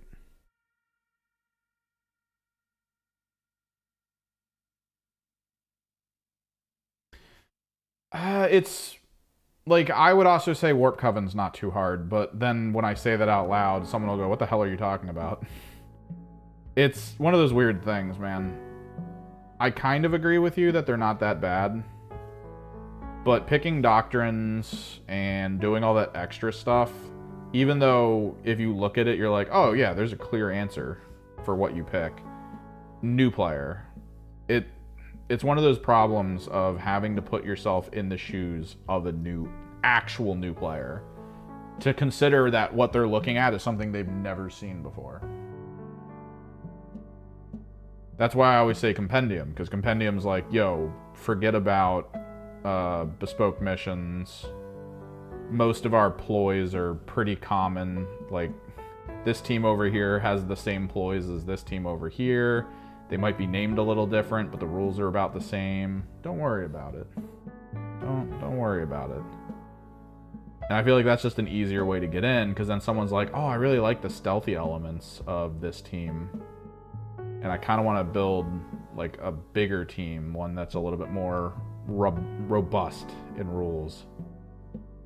And that's when you're like, oh, you like stealthy and robust? Well, here's Night Lords, here's Commandos, here's, like, you can just go down the list.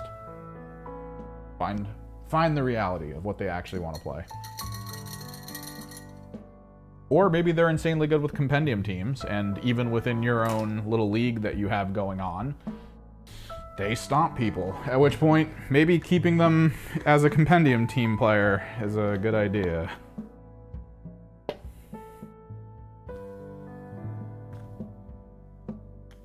No, yeah. Well, that's the trick.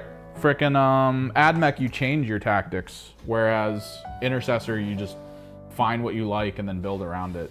Which is a little bit easier, because if you're like, oh, I want to play melee, they can look at the chapter tactics and go, I want extra move and I want an extra attack. And that's all they need. They just go with that and they're done. Oh, dude, Corsairs is great. Corsairs was one of the 2 teams I started with. It was Legionary Corsairs. I literally, as I was building them, I also built Death Guard. All right, let's work on the doggos. Because these guys probably aren't going to require much.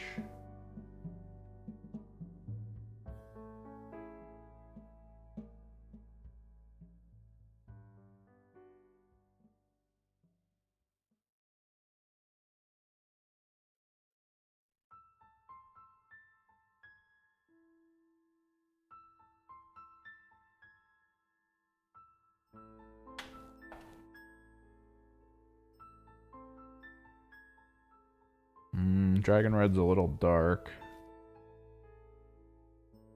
Where's Pure Red?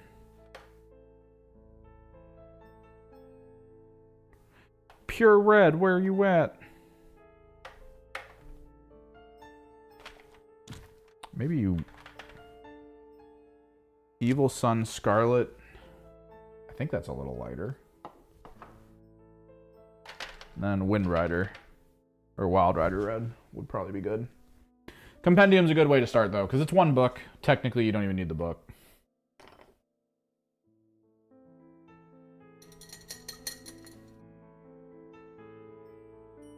I think the most advanced teams in the Compendium would be the Tau and Hive Fleet, because those are some of the few that have a proper team-wide rule. Death Guard are kind of there, because disgustingly resilient. But like Hive Fleet gets weird with its team-wide rule.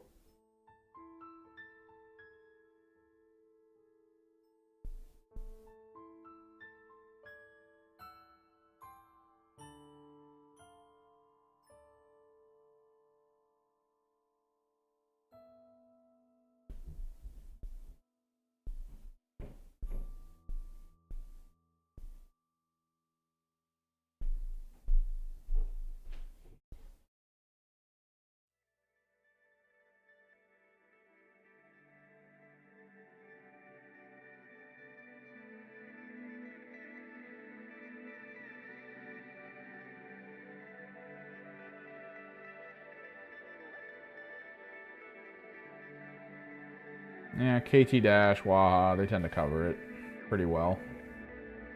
Because they haven't updated the compendium lists in a while, but there are some adjustments and changes. I don't think Hive Fleet got adjusted. I think Hive Fleet's still pretty much the same thing.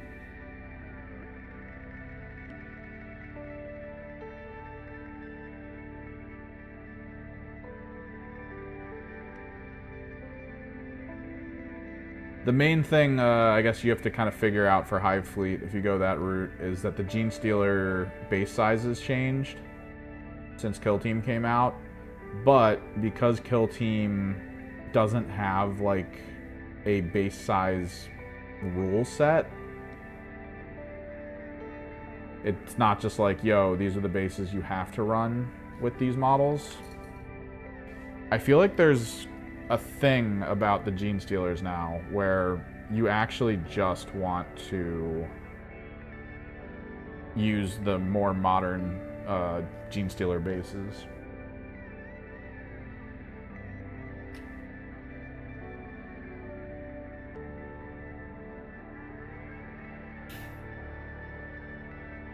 Because technically when they change models like that, it's for balance purposes, and I know it's mostly for 40k, but I also think maybe it kind of still matters for Kill Team as well.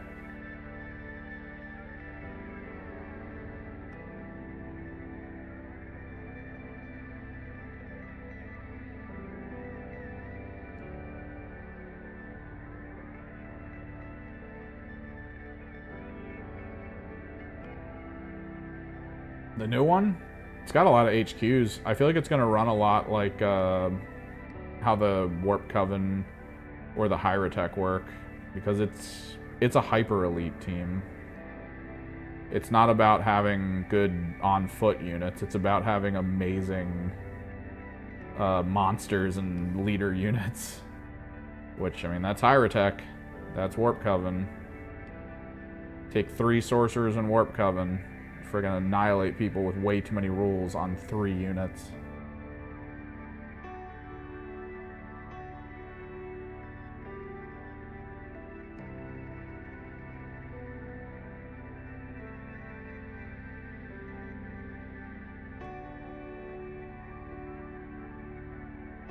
Which usually just means your opponent needs to hunt those units. If they can hunt and kill your big units, then your little guys are just fodder at that point.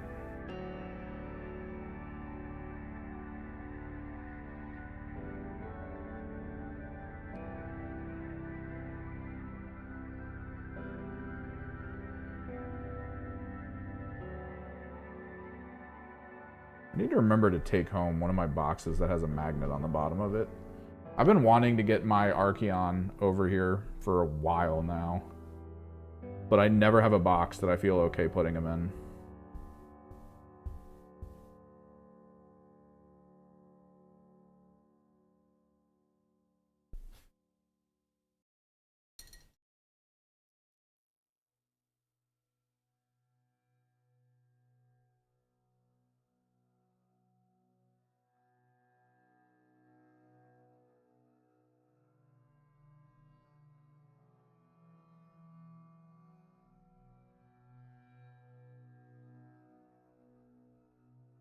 Mushroom, mushroom.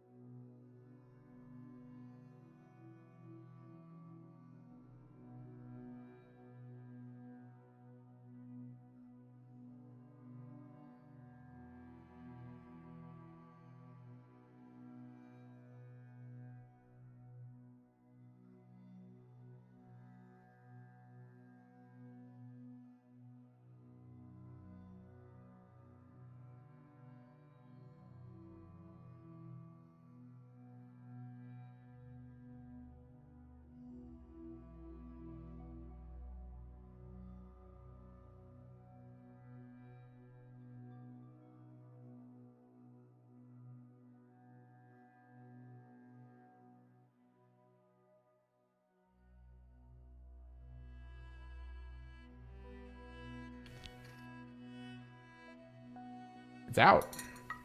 It's already out. Nightmare. It sold out very quickly, so you might not have seen it. My local store didn't even get it. The Warhammer store got some, and I think they were all pre-ordered.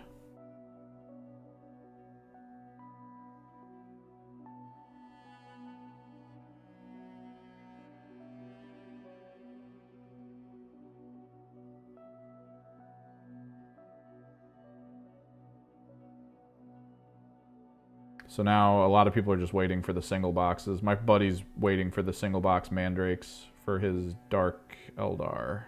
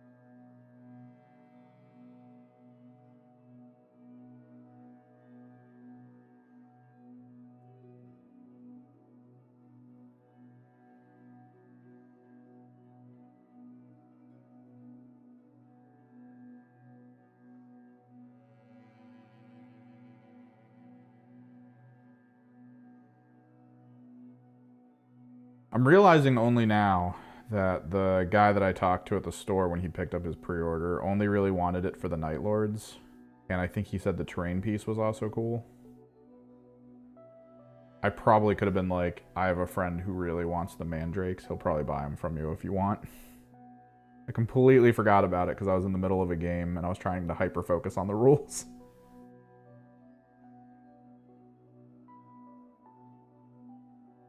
I probably could have saved my buddy the wait time. Let me make sure I got all the little toesies. His little toesies.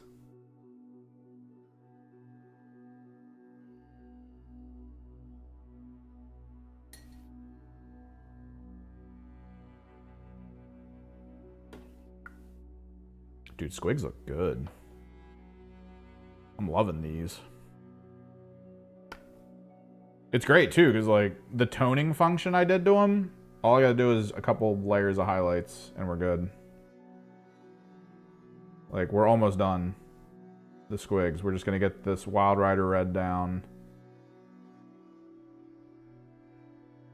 in some peak areas as some highlight.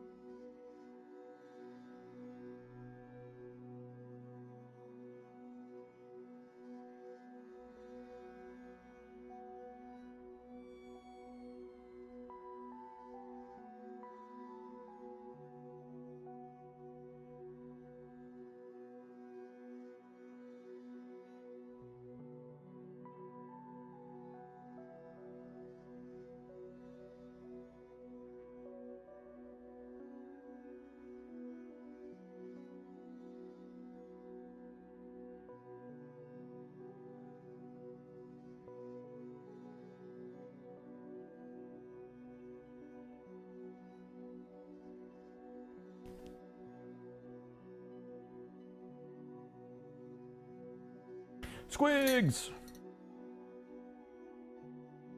I think it's the main reason I want those knights. The Gitz knights. Frickin' squigs, man.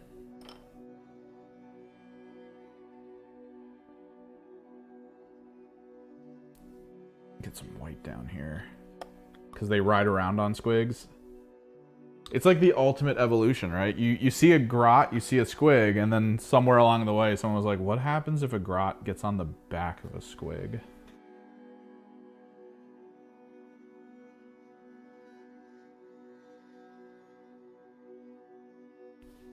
Mind blown.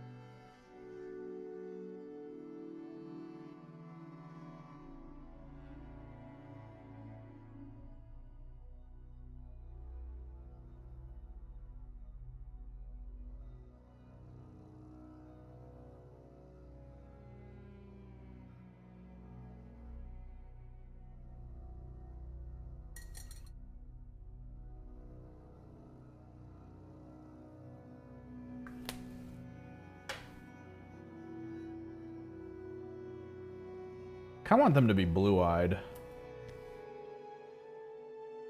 I know the grots are all red-eyed, and it would be probably a good match for their eyes to be green and their skin to be red. But I kind of like the idea of just like a bright blue-eyed squig. Sounds like a Yu-Gi-Oh monster.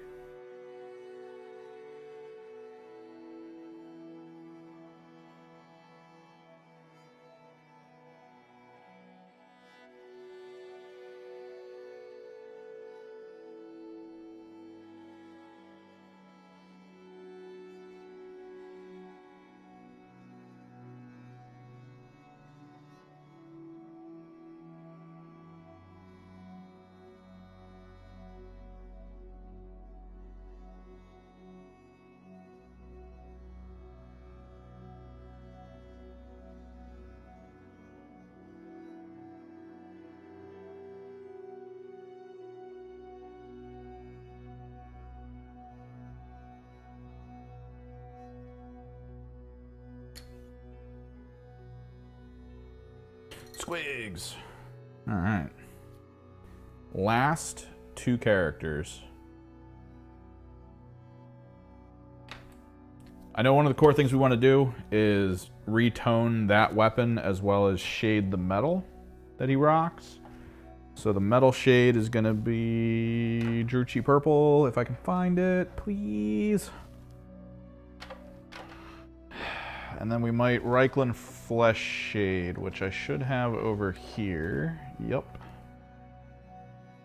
Where's that Sigvald? That's Sigvald. Reikland's over here, though. There it is. Reikland Flesh Shade. The ball, as well as the other guy's golden armor. And then Druchii Purple. There it is. Druchii Violet. Blue Eyes White Squig.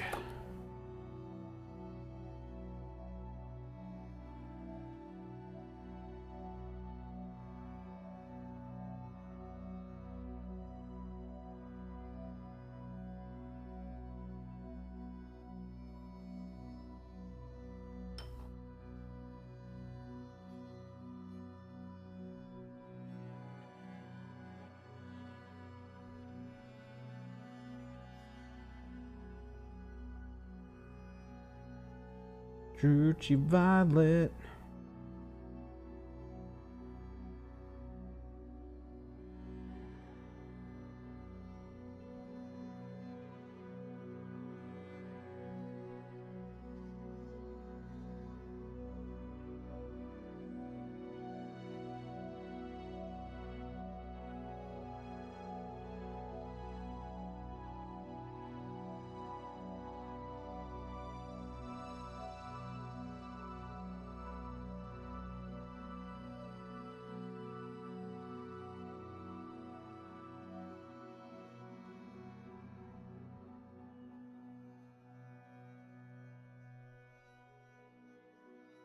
I am a little disappointed that that one shop near me that I found is almost exclusively Pokemon, Yu-Gi-Oh, Magic, and Lorcana.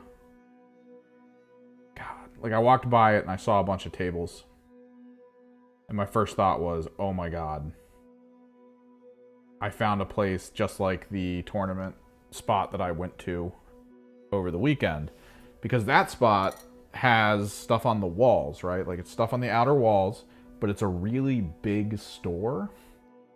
And it's just filled with tables for people to play on, which is great. Like that's kind of the realm that I enjoy existing in, is when someone has a store like that.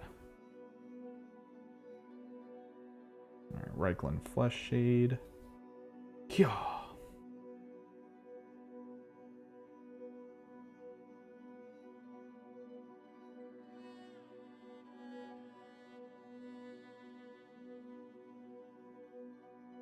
So I assumed maybe that was going to be a similar store, and then I looked into it and they were just like, yep, card games all day long. Tournaments every week. Just card games, though. Like, oh man. I think we're going to Nihilak Oxide this guy's ball mace, too. I love the idea of this ball mace just being, like, completely weathered. We'll give it a second. Let the shade dry a bit. Try to get it on this guy's gold armor.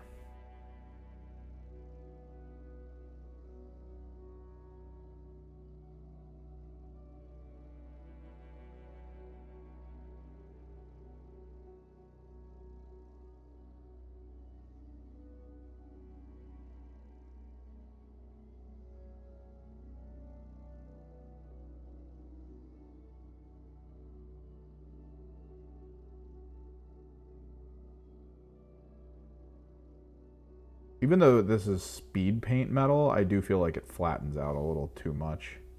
I kind of assumed the same thing would happen with it that happens with all speed paint, where it kind of goes into recesses, darkens in those areas. That was the hope. But I've noticed after using it a lot, it's basically just slightly more liquidy, regular metallic paint. You still have to kind of go back in and make adjustments.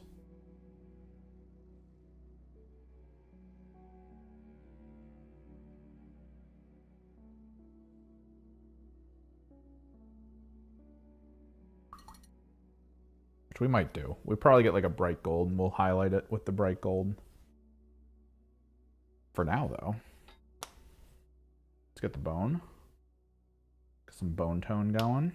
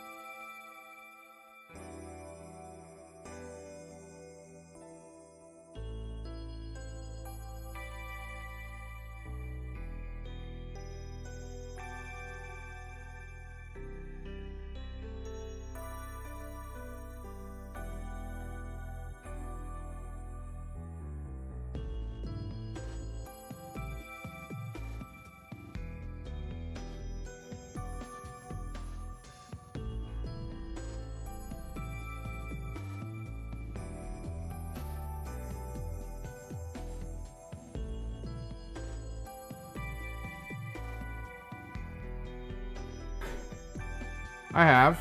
Did you see the meme someone posted up? It was a Millhouse.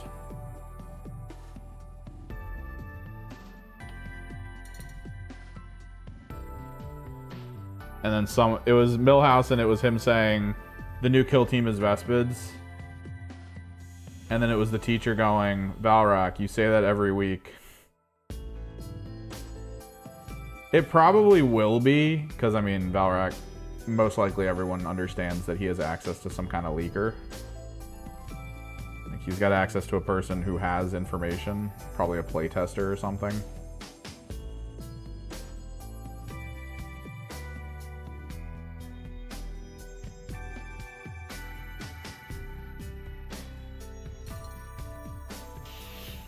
But this is one of those situations that makes, like, okay, so the other side of my life is working with a video game YouTube channel and a bunch of other video game YouTubers and stuff like that. Among the people we interact with, there are people who leak information, who do actually have direct line of contact with people within the industry to be able to have said information. That's a whole ass thing. And there's a trick to it.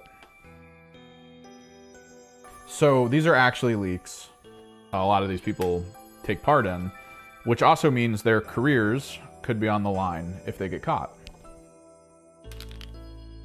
And companies tend to only really want to look into leakers like this. Oh, is that fire orange? I think I grabbed... No, that's not fire orange. Companies only seem to really care about digging into where the leak came from if it comes out at an inopportune moment. So in a lot of these instances, these people who have this information don't really want to say anything because it'll screw other things up. And this is kind of a weird thing because it happens more often than you would think. There were people that we know who, rather than, you know, take the controlled route of getting the information together, kind of waiting for the right moment when it's like, oh, people are starting to put info out. I think it's time that I drop the info I've been sitting on for weeks and weeks and weeks. Instead, they're like, oh man, I want to be first. So they just drop their info and then they start getting emails. And they get people showing up at their houses. Like, yo, where'd you get this? And they make it a bad time. We knew someone who got like a really good leak for something, and they just let it rip. They threw it out in the open. They were like, yo, yeah, no, this thing's happening. Here's pictures, blah, blah, blah, blah, blah. And the company that the leak came from was like, hey man, legal action. Tell us who did it. And he was like, it's this guy. Here's his phone number, his email address, blah, blah, blah, blah, blah. And like, outright screwed that guy's life up.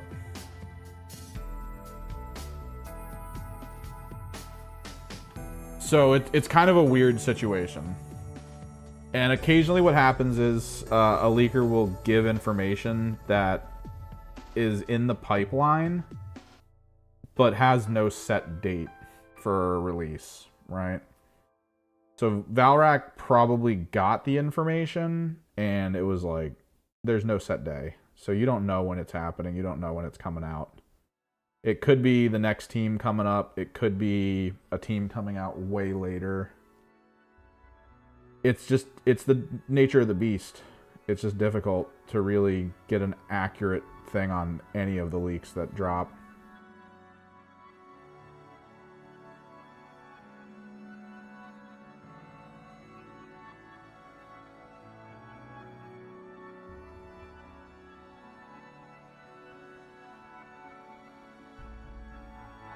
So maybe, probably going to happen. I think the interesting element of it is that the Tau Codex already dropped and they already showed all the Crute and everything, right? They didn't show Vespids. So for all of that to be out and them to be moving to the next Codex and then to suddenly just be like, oh, by the way, Vespids. It kind of opens up all the prior Codexes that dropped to just suddenly get like a random new model out of nowhere. Whereas everyone was kind of thinking that the current approach that they were going to be following going forward at the 40K release is Codex, new combat patrol, a small handful, or just one new model. Done. But now it's like you get the full overhaul that the Crute got for the Tau, and then you still have more in the wings that are coming.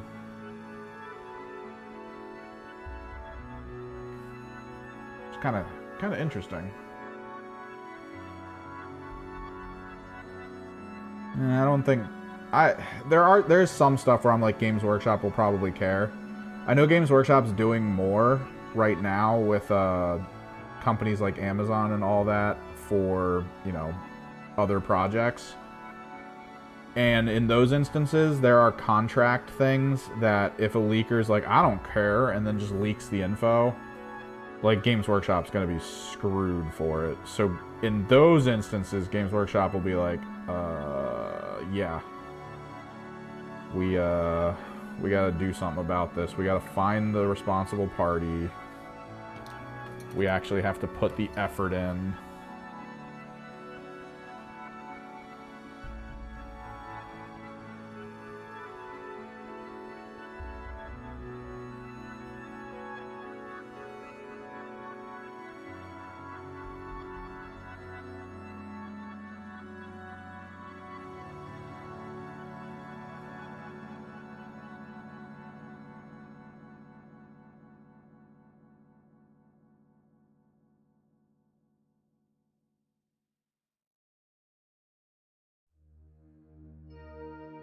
That's when it gets serious.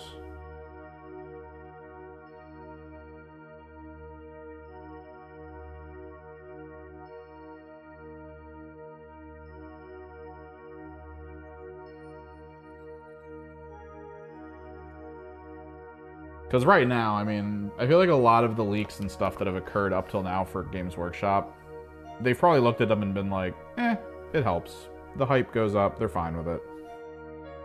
I know to a degree they aren't happy about some leaks. Like there's some versions of like how leaks come out where they're just like, no. We need to resolve this.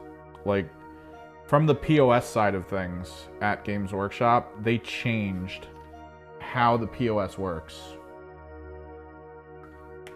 Because they realized a lot of the news that was coming out about their products and about like upcoming products, price changes, special boxes, events, stuff like that, seemed to all be related to when emails went out. So they changed the whole email structure in a way that actually annoys a lot of the store owners. Because it's a little bit safer for them to drop information.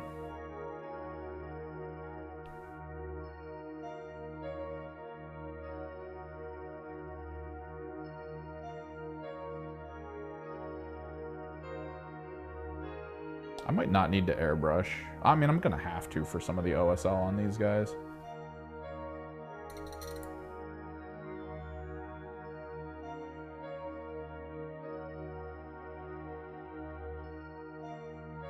We gotta do a couple metal things with him.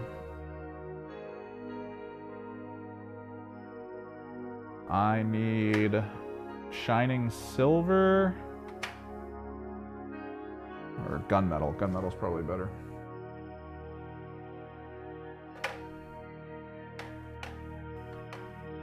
And I need bright gold. There we go. So that's kind of where that whole thing's at, right? Like,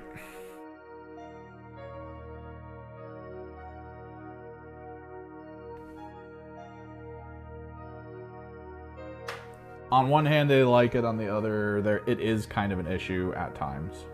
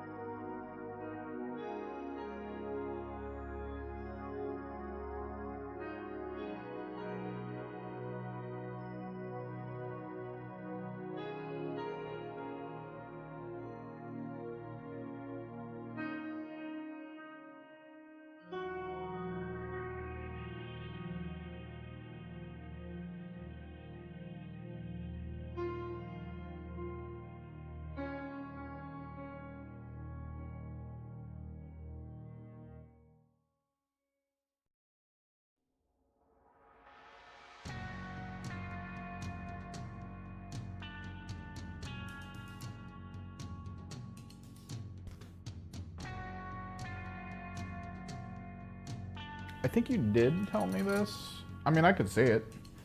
Didn't they just reveal, or they did that trailer where they're like, hey everyone,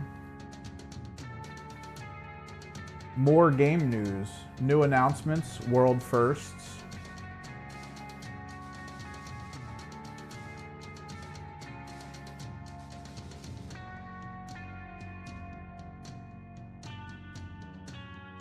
Oh, by the way, I bought it. Dude, this thing is so huge. The thing is, the last airbrush cleaner container I bought, same size. Went through that in a year. Oh my god. Alright, where's Nihilic Oxide?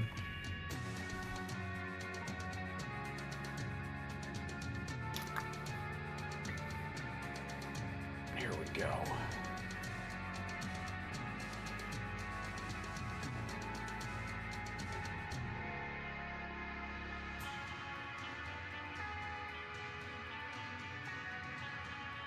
So the goal of Nihilic is to toss it on, kind of all over the place, but kind of patchy. You don't necessarily want it to be complete, alright? Once you let it dry a little bit, you start trying to pull chunks of it off.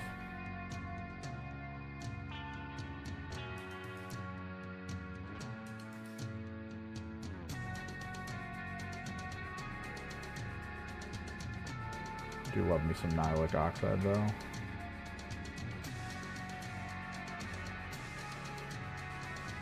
Because it really does just look like oxidization, even straight off the bat. This was something I was actually looking into when I got back into the game, because I was making the Death Guard team, and I was like, oh, I want them to look like they're oxidizing, right? Because it's Death Guard. Like, that's such a cool concept. Just oxidized brass as their core visual aesthetic. And I was watching all these videos that were like, oh, get this kind of teal, water it down, you're going to need to put down the color you want it to be, cover it in this teal, and then dry brush that color that you want it to be back over top of it. It's going to look cool. I was like, all right, this is a couple steps I'm not really happy about, but I guess we'll do it. And then, thankfully, one guy was like, buy Nihilic Oxide, put on surface, done. It's like, oh. All right. Much easier than expected.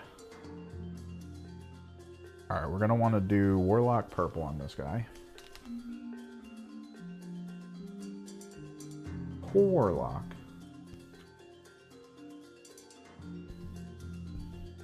We're actually almost done here, which will be good. The Gitz will be done. And then we're pretty much just down to...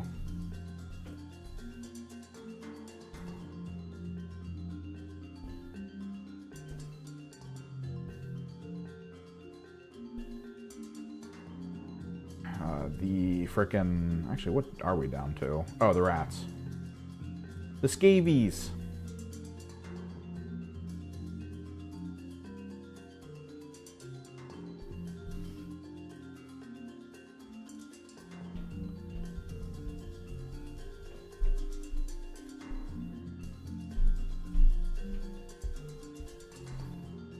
Why are people unable to walk around upstairs without friggin' stomping everywhere? Shit's wild.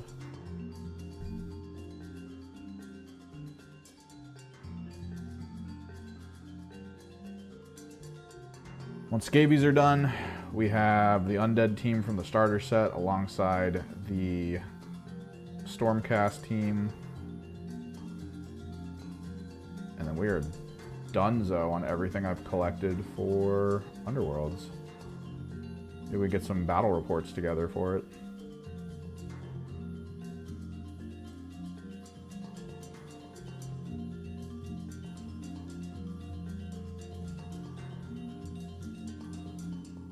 The outer edge of his robe with it.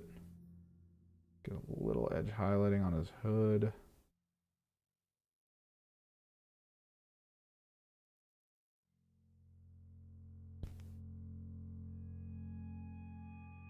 Yeah.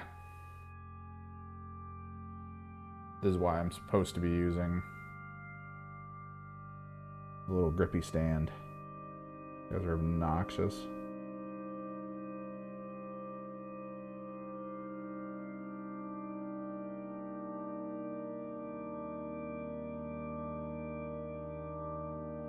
Okay.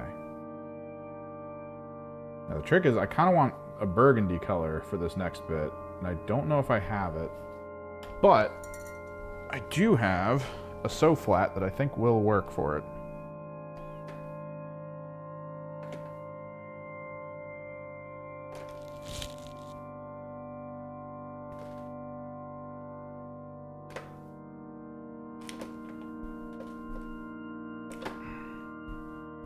Not blue violet. I thought I had a red violet.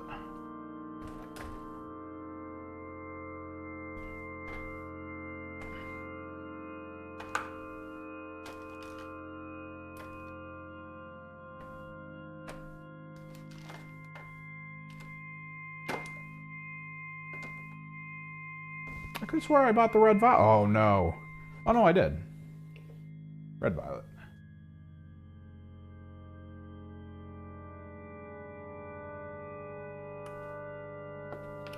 Unopened. Oh, dude. God, that looks so good.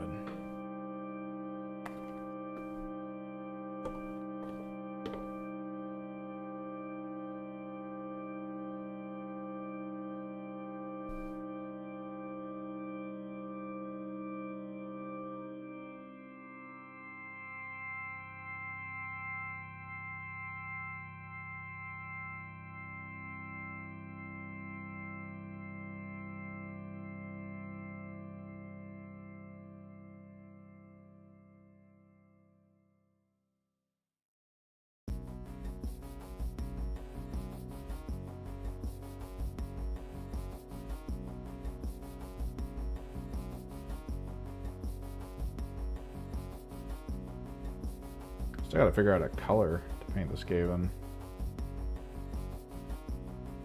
Like a color scheme. We could lean into the full-on neon. That could be good.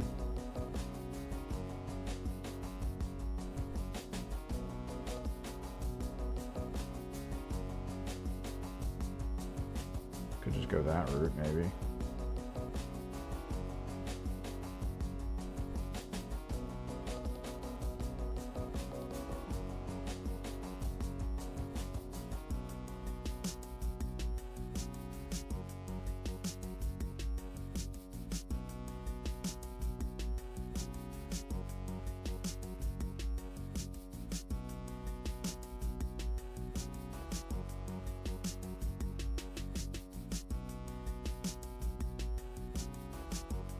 No, they're not the Plague Skaven. They're Warrior Skaven. Plague Rats. I think there's a box of Plague Rats. No, I think they're sold out, actually. I was debating picking them up at one point. I think I went back and then saw that they were gone. Just decided it was for the best.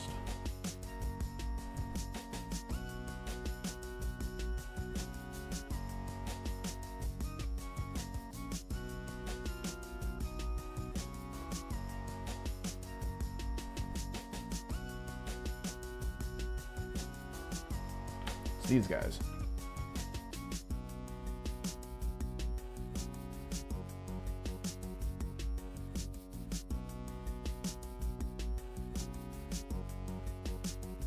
Little dual talon.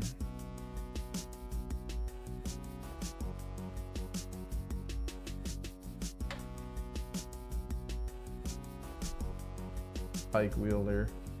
I think these were the ones where they inspire if targeted by gambits. Little tail knife. They're technically an elite team, I think, because there's only 5 on the field. I think they're like semi-elite, because I think their main function is that they come back if you kill them.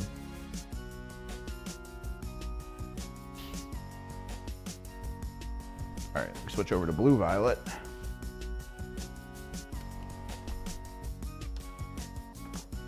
Practically neon violet.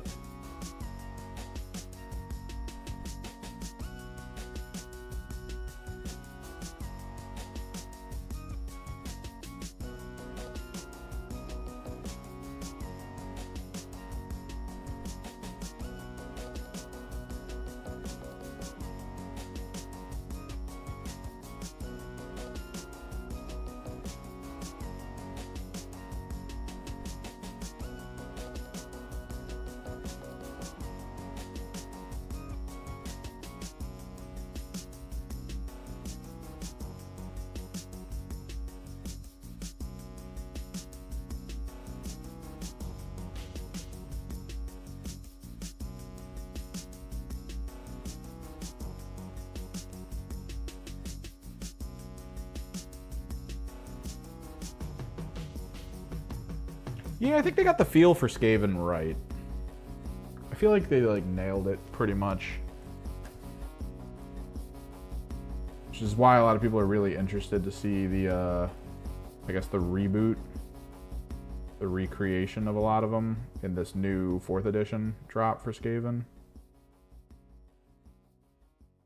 Because there is an element of it of like, oh, what are they gonna do? What are they gonna push? What are they gonna advance?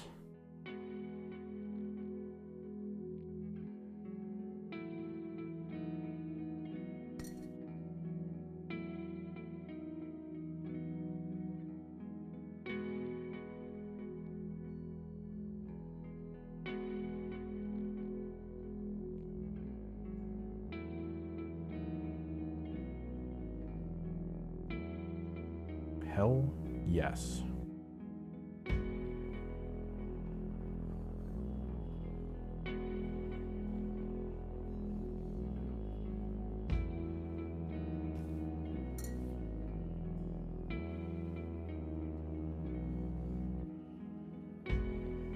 There's a pointiness to the Skaven of 40K or the Skaven of Games Workshop. There's like an edge. The fact that there's just constantly like an outer point facing forward. They're always kind of like in that lunge state to be like, ah, I'm coming for you. I think that's really what gets people about the Skaven.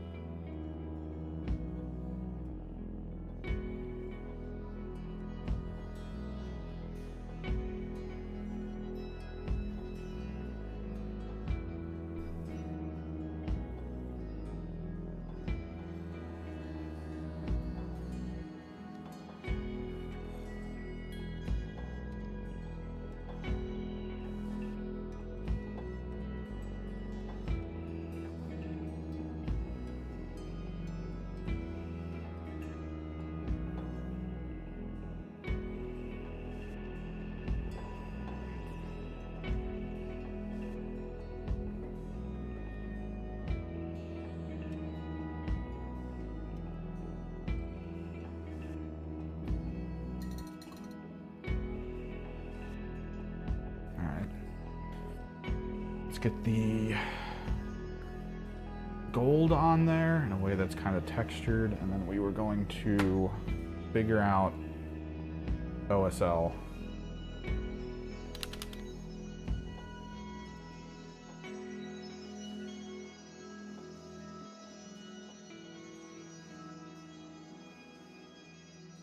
And then I think these guys are done. What time is it? 2:01. Oof. Pulled it off one day. I think these guys will actually be done at 3 o'clock. Get this bright gold going.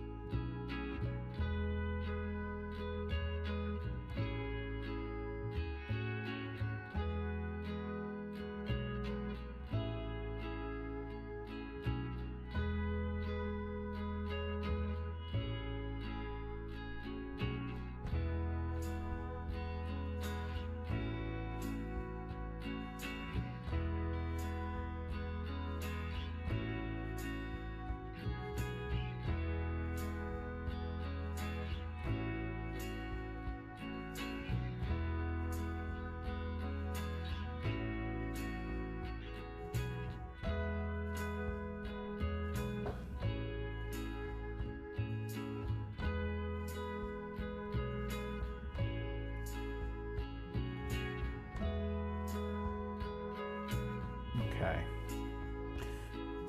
So, we gotta get the airbrush together.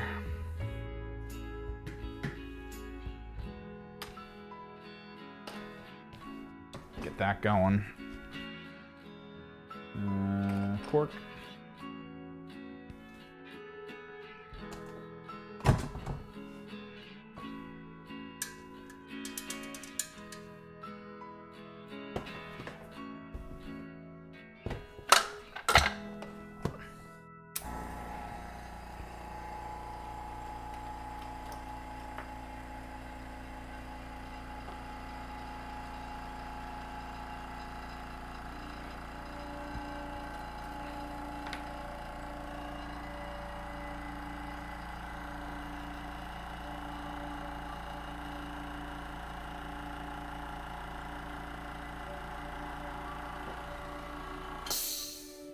Clean this off.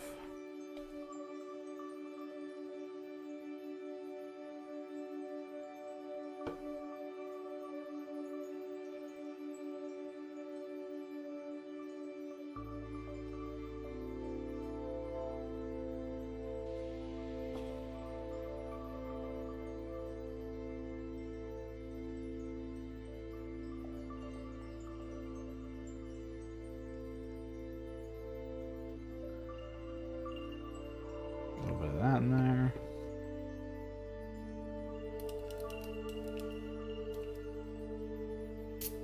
Oh.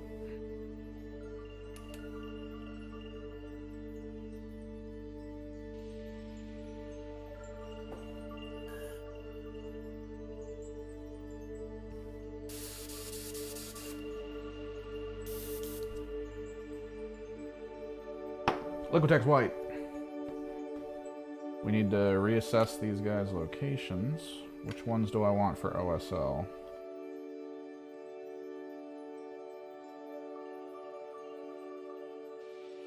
I think those guys are fine for no OSL. This guy's already been OSL'd. I want to do this doggo. This guy's fine. The core are basically these two.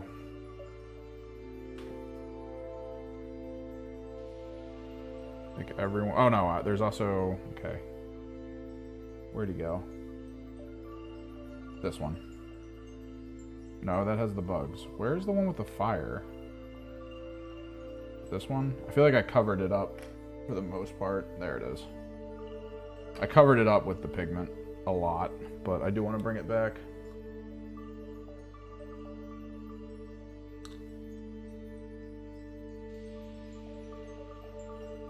I need to, like, actively clean this brush. This brush smells like mac and cheese. That's not a good thing.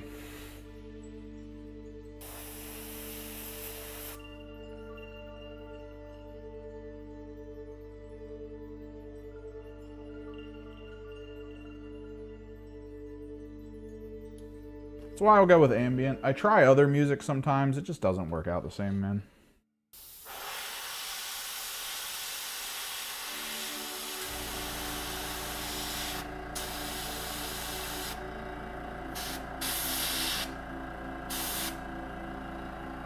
I hit his underbelly with a little bit of green.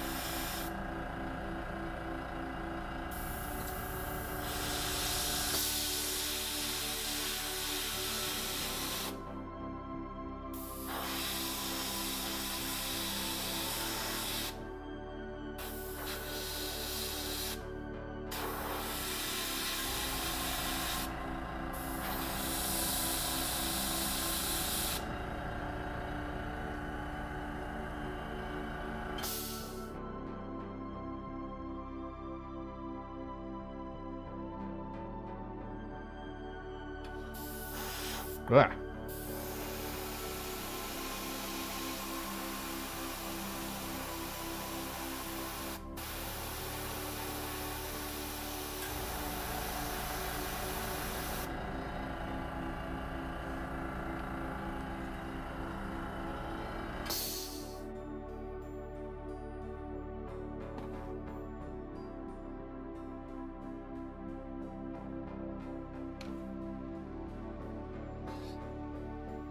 clear this.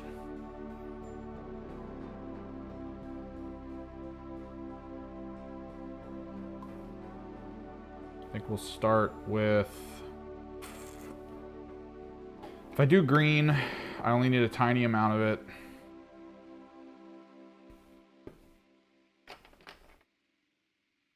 And then it's just for the squig at that point. I feel like I've got 2 spots that need chartreuse and orange a little bit for the fire components.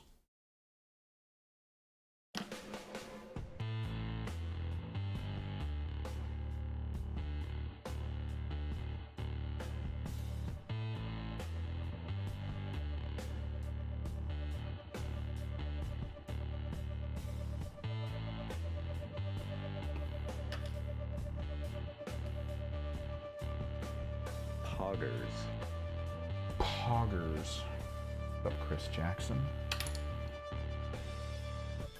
I wish there was a way to separate who's now subscribing to my channel based on whether or not they're watching this or if they're just like watching one of the videos I post.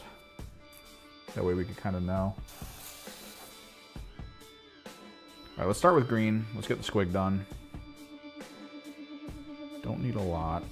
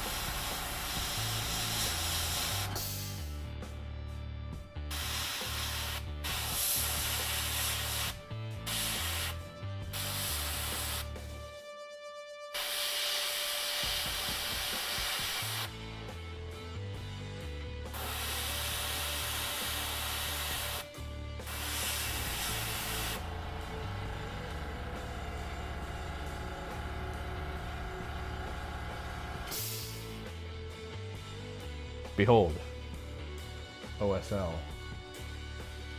in its simplest form. Crude, uncomplicated.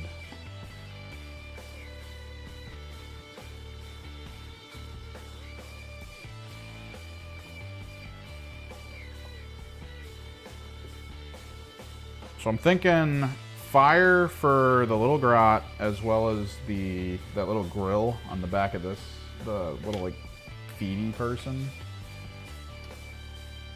the little squig knight.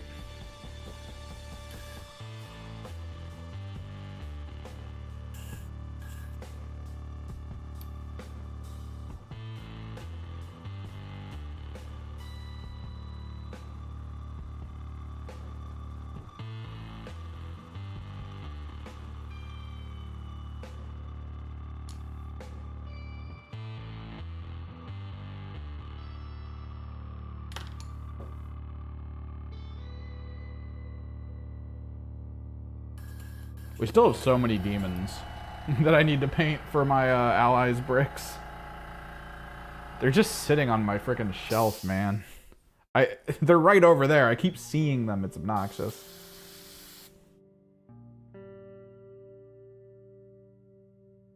Okay, let me clear the tip of this off. Get rid of that green.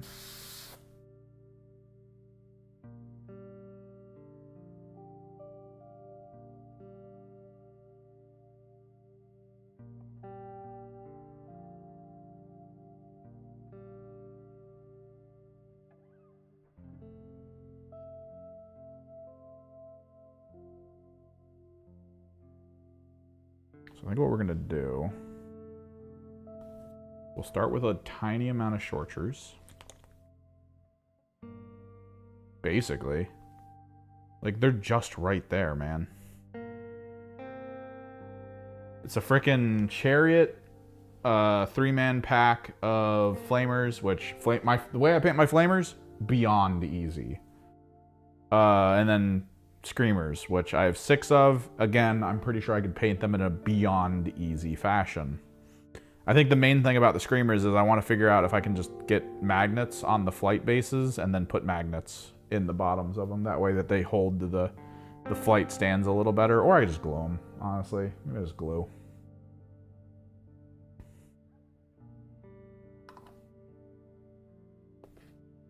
Alright, so this is going to be a little difficult. There's a way to do it where you basically... I should have started with orange. Oh, phone call. Hang on. Second, real quick. God. Timing is always...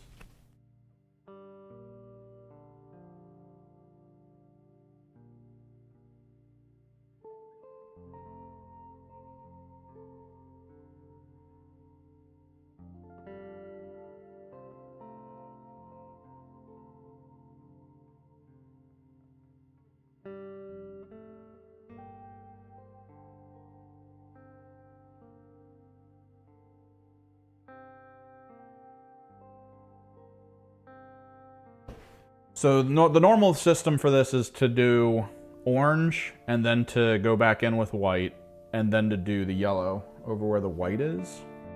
But we're going to try the hard way, where instead... That's weird. Shouldn't be this color.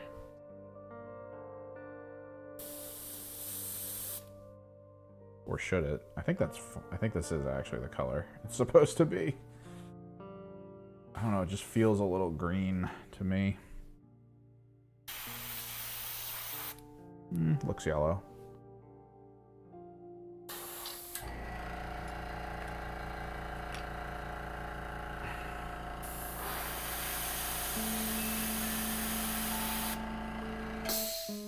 So we hit it with that little yellow burst.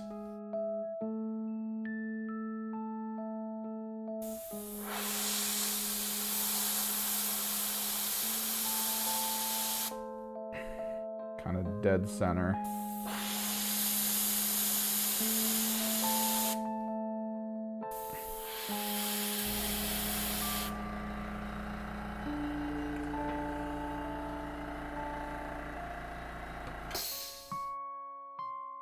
Give it a quick clean.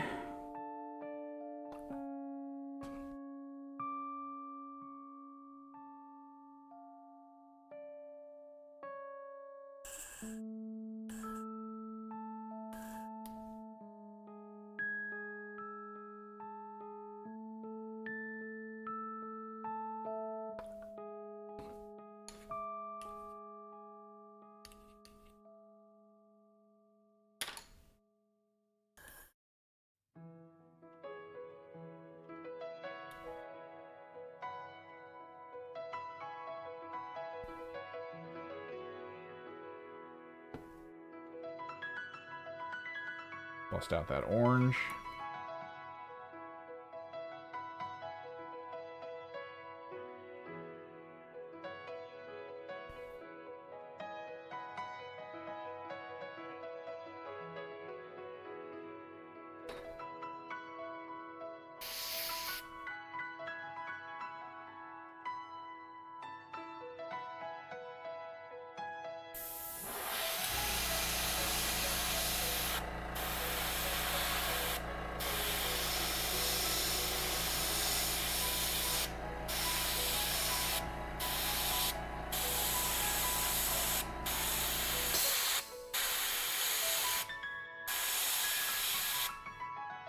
The goal is to try to leave a little bit of the yellow. Like a taster's choice of yellow in the middle. OSL!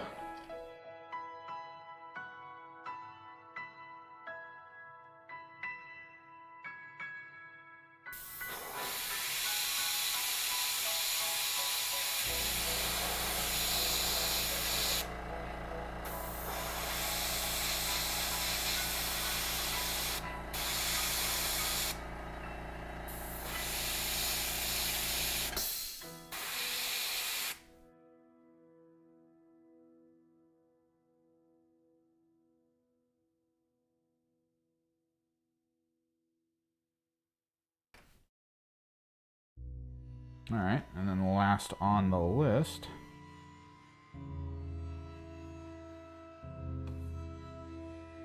Actually, so I want his brand to be like a little demonic in nature. Like there's a magic to it. So we're gonna do a 3-tiered concept with his brand.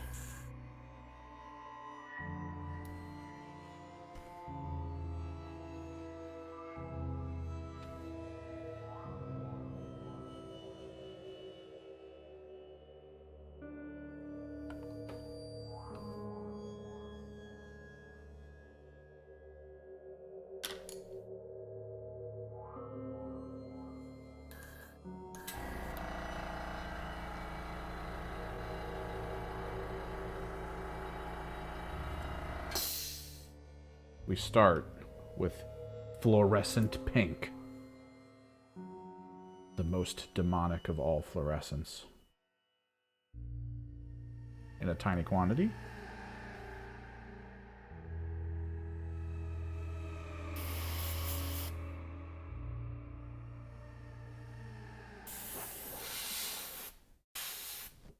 Sure you guys can see.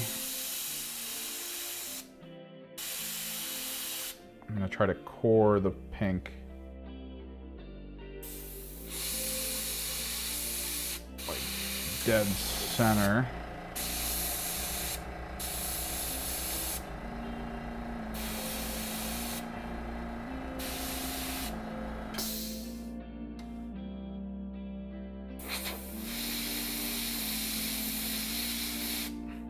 Like that.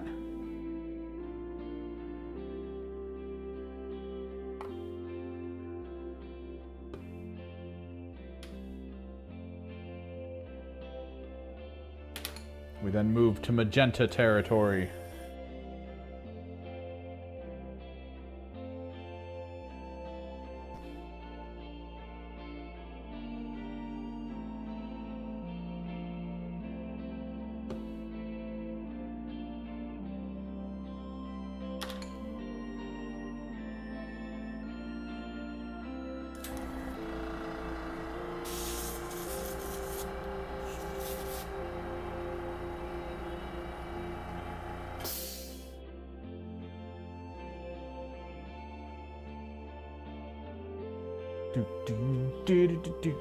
Magenta.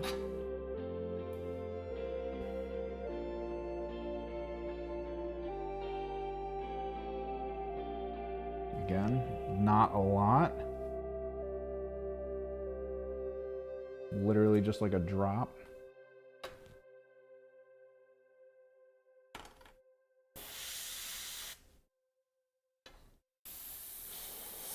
We do the outer part of the core with it.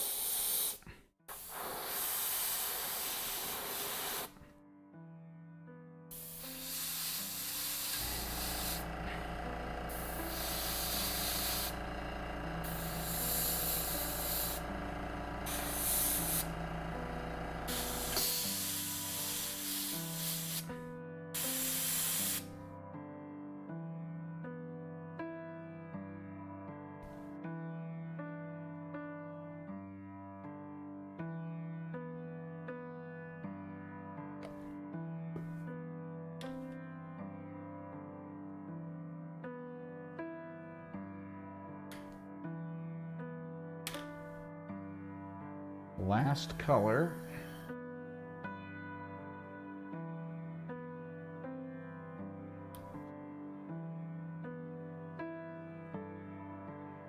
This is kind of why I'm leaning into the concept of the neon rats for the last paint job. Which there's kind of a cool system to do it in, right? The way I've seen to do the neon units is to actually prime them black. Which you wouldn't think. But you prime them black, and then you choose kind of like an undercolor, and then you hit them from below with the white ink, and then you hit them with the neon that you want the undercolor to be. And then you wait for that to dry, and you hit them from the top side with white ink, and then the neon color you want to come down from the top. And that kind of makes the neon what it is, because you're trying not to hit like all the components. You do want to leave some areas as like black, because then the black works up the neon to make it feel like way better, way brighter. I think we might lean into that. All right, we gotta get a little purple in here. A little bit of that perp, some purple.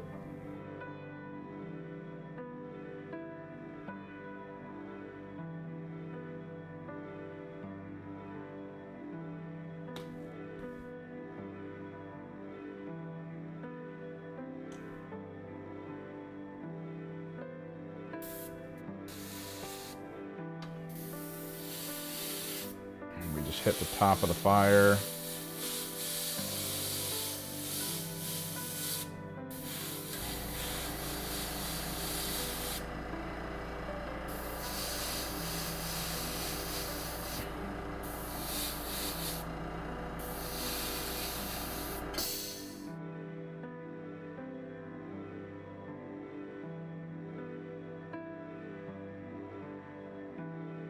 Boom.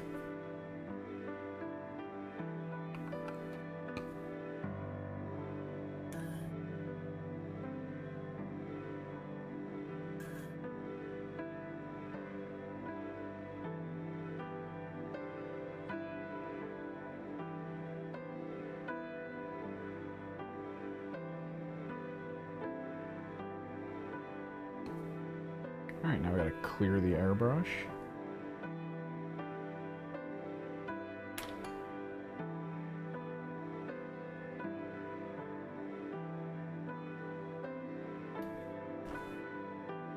Clear, clean. Turn off mic so that I can drain.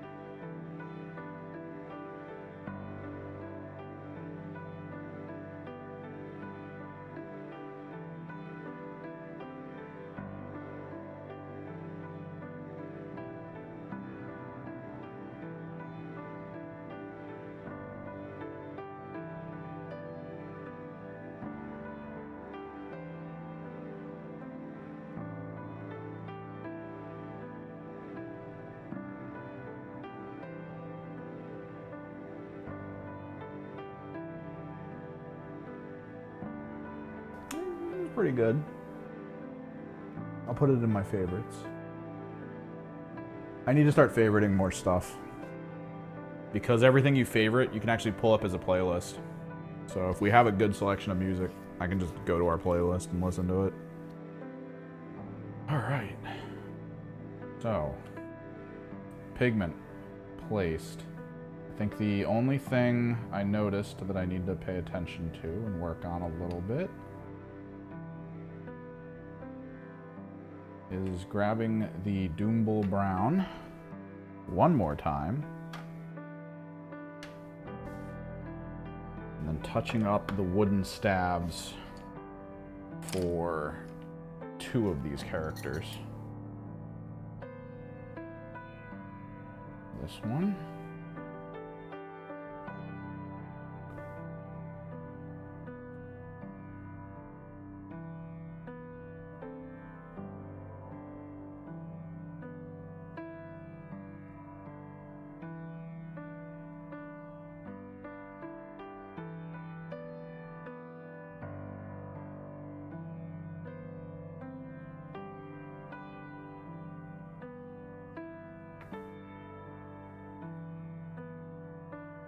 This one.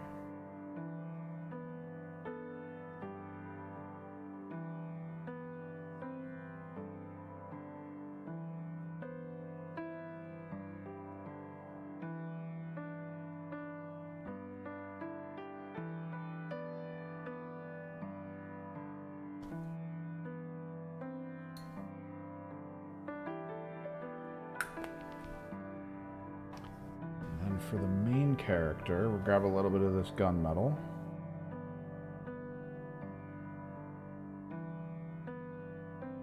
Brighten up the top side of his blade with it.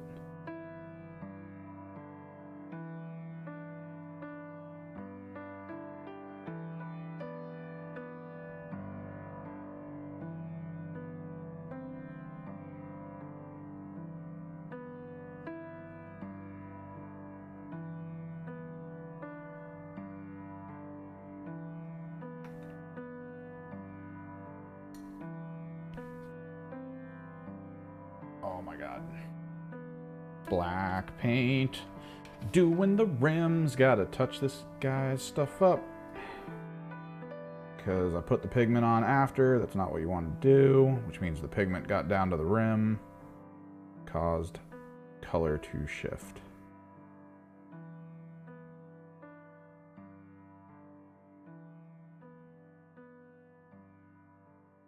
And when we're done all this,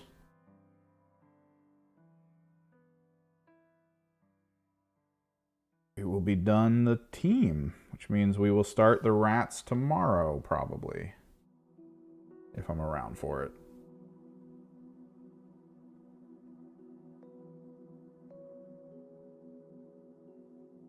I gotta start putting together stuff for next, or a video coming up. I don't know if I'm able to get it out next week. I hate not getting videos out, man.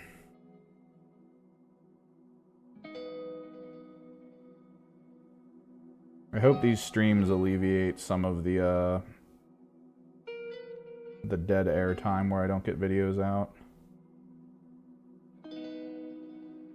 I know they don't do anywhere near as well.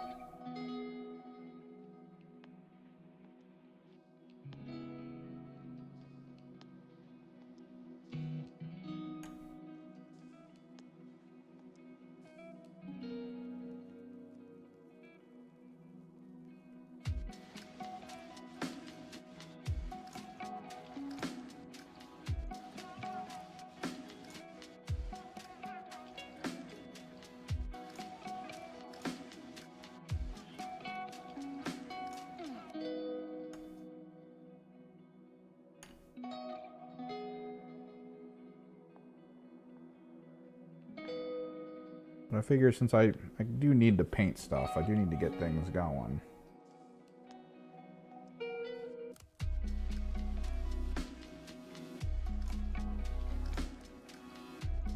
We can take that journey live. It'll be fine.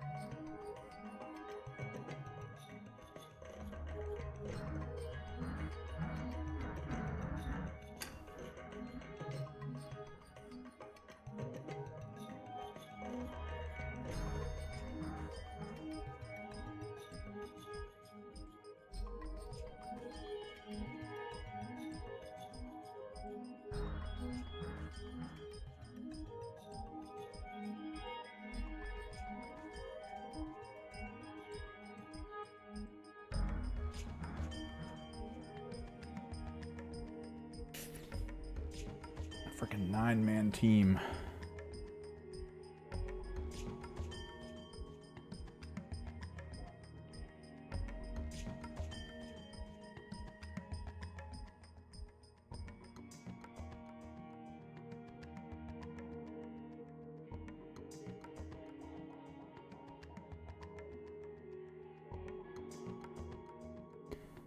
I'm not gonna lie, the way these grots ended up after I finished painting them, doing the tonal shadow concept with contrast, it makes me kind of want to play AOS Gitz with bulk grots. Or bulk squigs, rather. Like the way the squigs turned out. Because the red with the undertone of light blue turned their shadow areas slightly purple. Which looks really good in my opinion. Like just the sheer tiny amount of work I ended up having to do on the squigs just makes me really happy to see.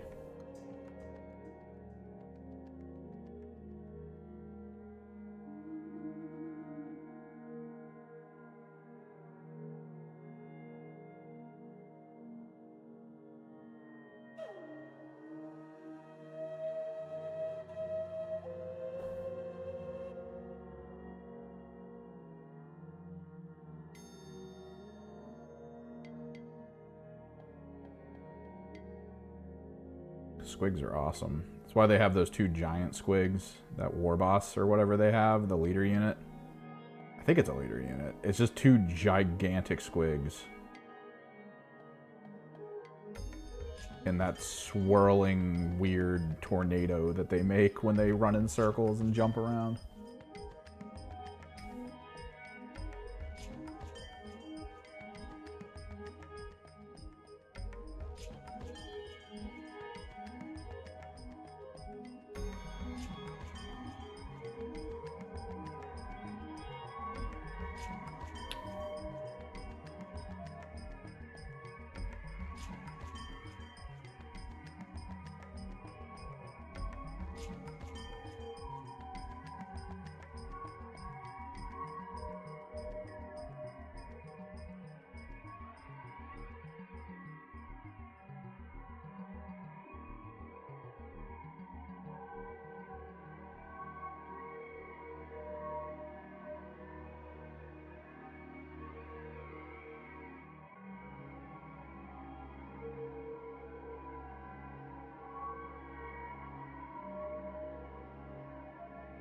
That would be cool.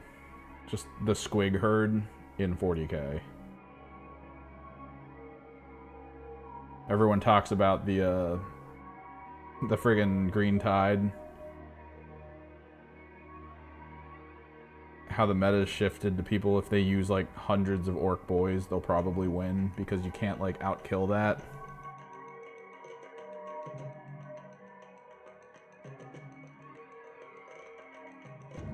Imagine squigs.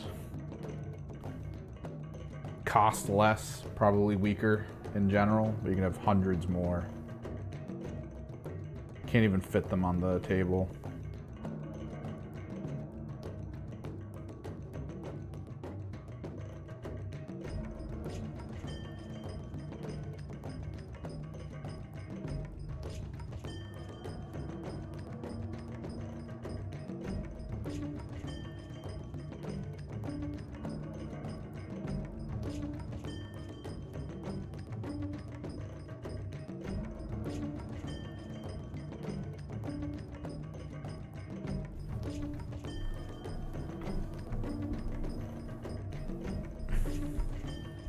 Yeah, there's not enough movement trays in the world. It's like that guy that played full cavalry frickin' Imperial Guard.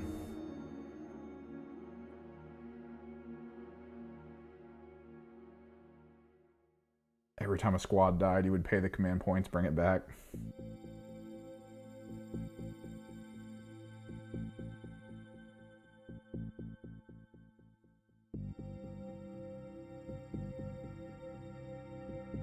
Hell yeah!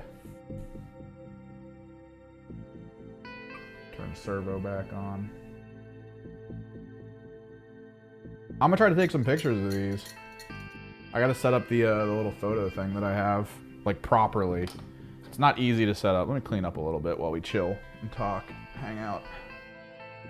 We're gonna have to paint storm vermin next. Should be good.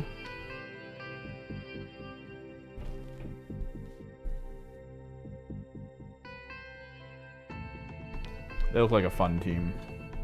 I think I'd have fun playing them at some point here.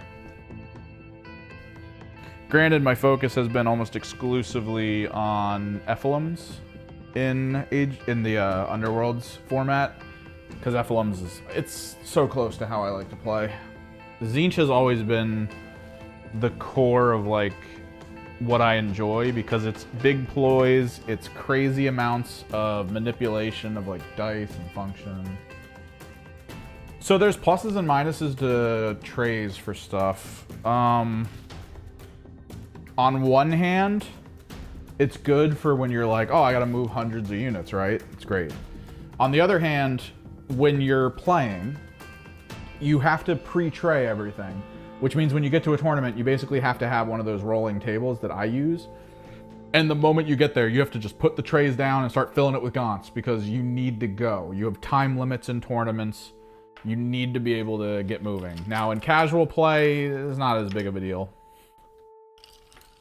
But still, it's like that pre-setup just increases in time that you have to spend in order to be ready to play the game, which people tend not to like. Another thing, because of how cover works in the game, you need to be able to put units exactly where they have to be. It's why most trays are, what, 3x3 or 4x4? Or no, 2x3 or 2x4 in that like diagonal, right? It's so that it kind of like clicks in with all the other ones and it's cool. But let's say there's a terrain wall and one of your trays can't fit without someone sitting outside of the terrain wall. This guy's now in line of sight, making the whole squad in line of sight. It's a problem. So usually it's better to be more freeform. If that's the case, you tend to want to just go freeform.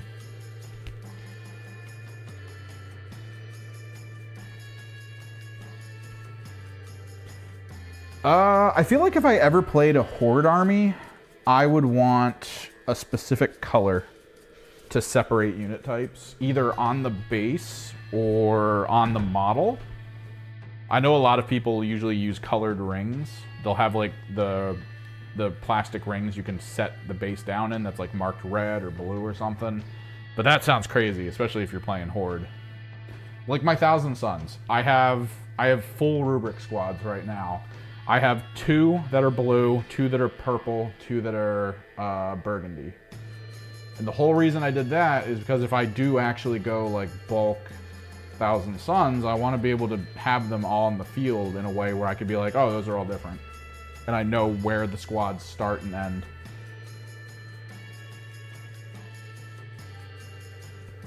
I know a lot of people prefer uniformity though. Like, especially if you're going NIDS or something and you're like, I want all my NIDS to look the same. They're all from the same hive. There's still like that notion of like eye color difference might help. Maybe there's like a defining little streak of color somewhere. I don't know. There's got to be a way to make an adjustment so that you actually can see what you're doing on the field.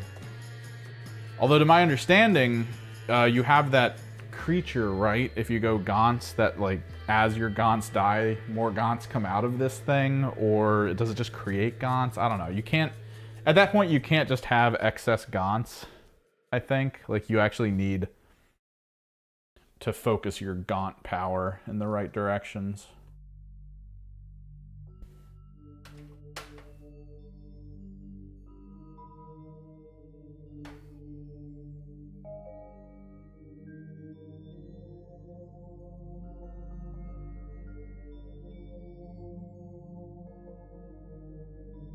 So I have a ton of Knight gun parts, and the guy's reprinting the entire order because their kid Like, he tried to get their kid to help. That's not a real sentence. He tried to get his kid to help.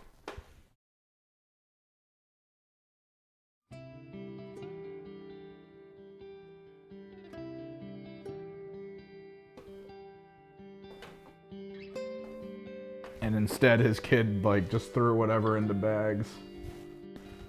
And, like, sent him out. Like, classic kid. Doesn't want to do the work, just wants to get to the end of it. And go to the next thing in their life. That might be slightly more interesting than staring at model bags and 3D printings of things.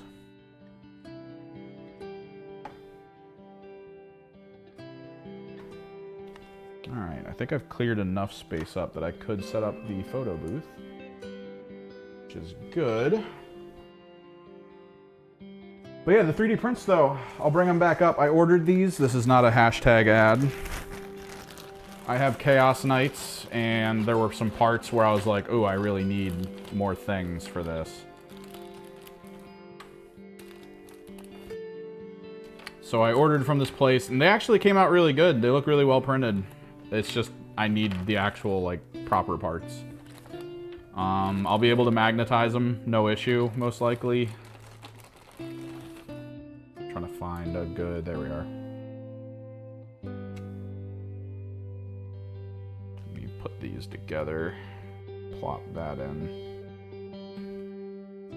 So, kind of like how the actual night guns work.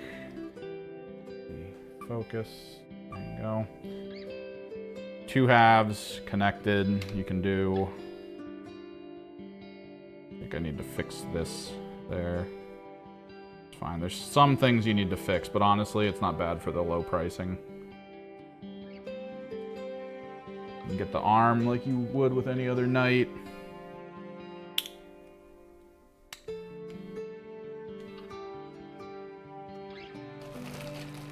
These came with back caps. Put on. Front gun shields. Place the Gatling gun in. And then the Gatling gun itself is actually potential free floating, which is pretty cool.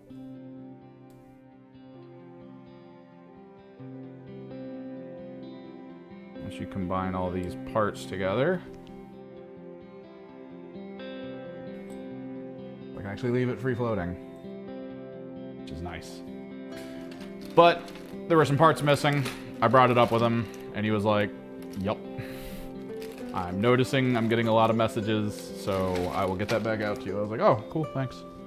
I gotta get moving, though. Thanks for hanging out. Hopefully we can stream tomorrow. We got the rats to do. I'm gonna get some pictures done. I'll post them up in the Discord as well as on Twitter. Don't forget to follow there if you want to see kind of the results of that. We are almost done the mirrored city for Underworlds, and then we just got the 2 starter set squads. But yeah, thanks for hanging out. Thanks for watching. Thanks for talking. Always good to see people in chat. Until next time.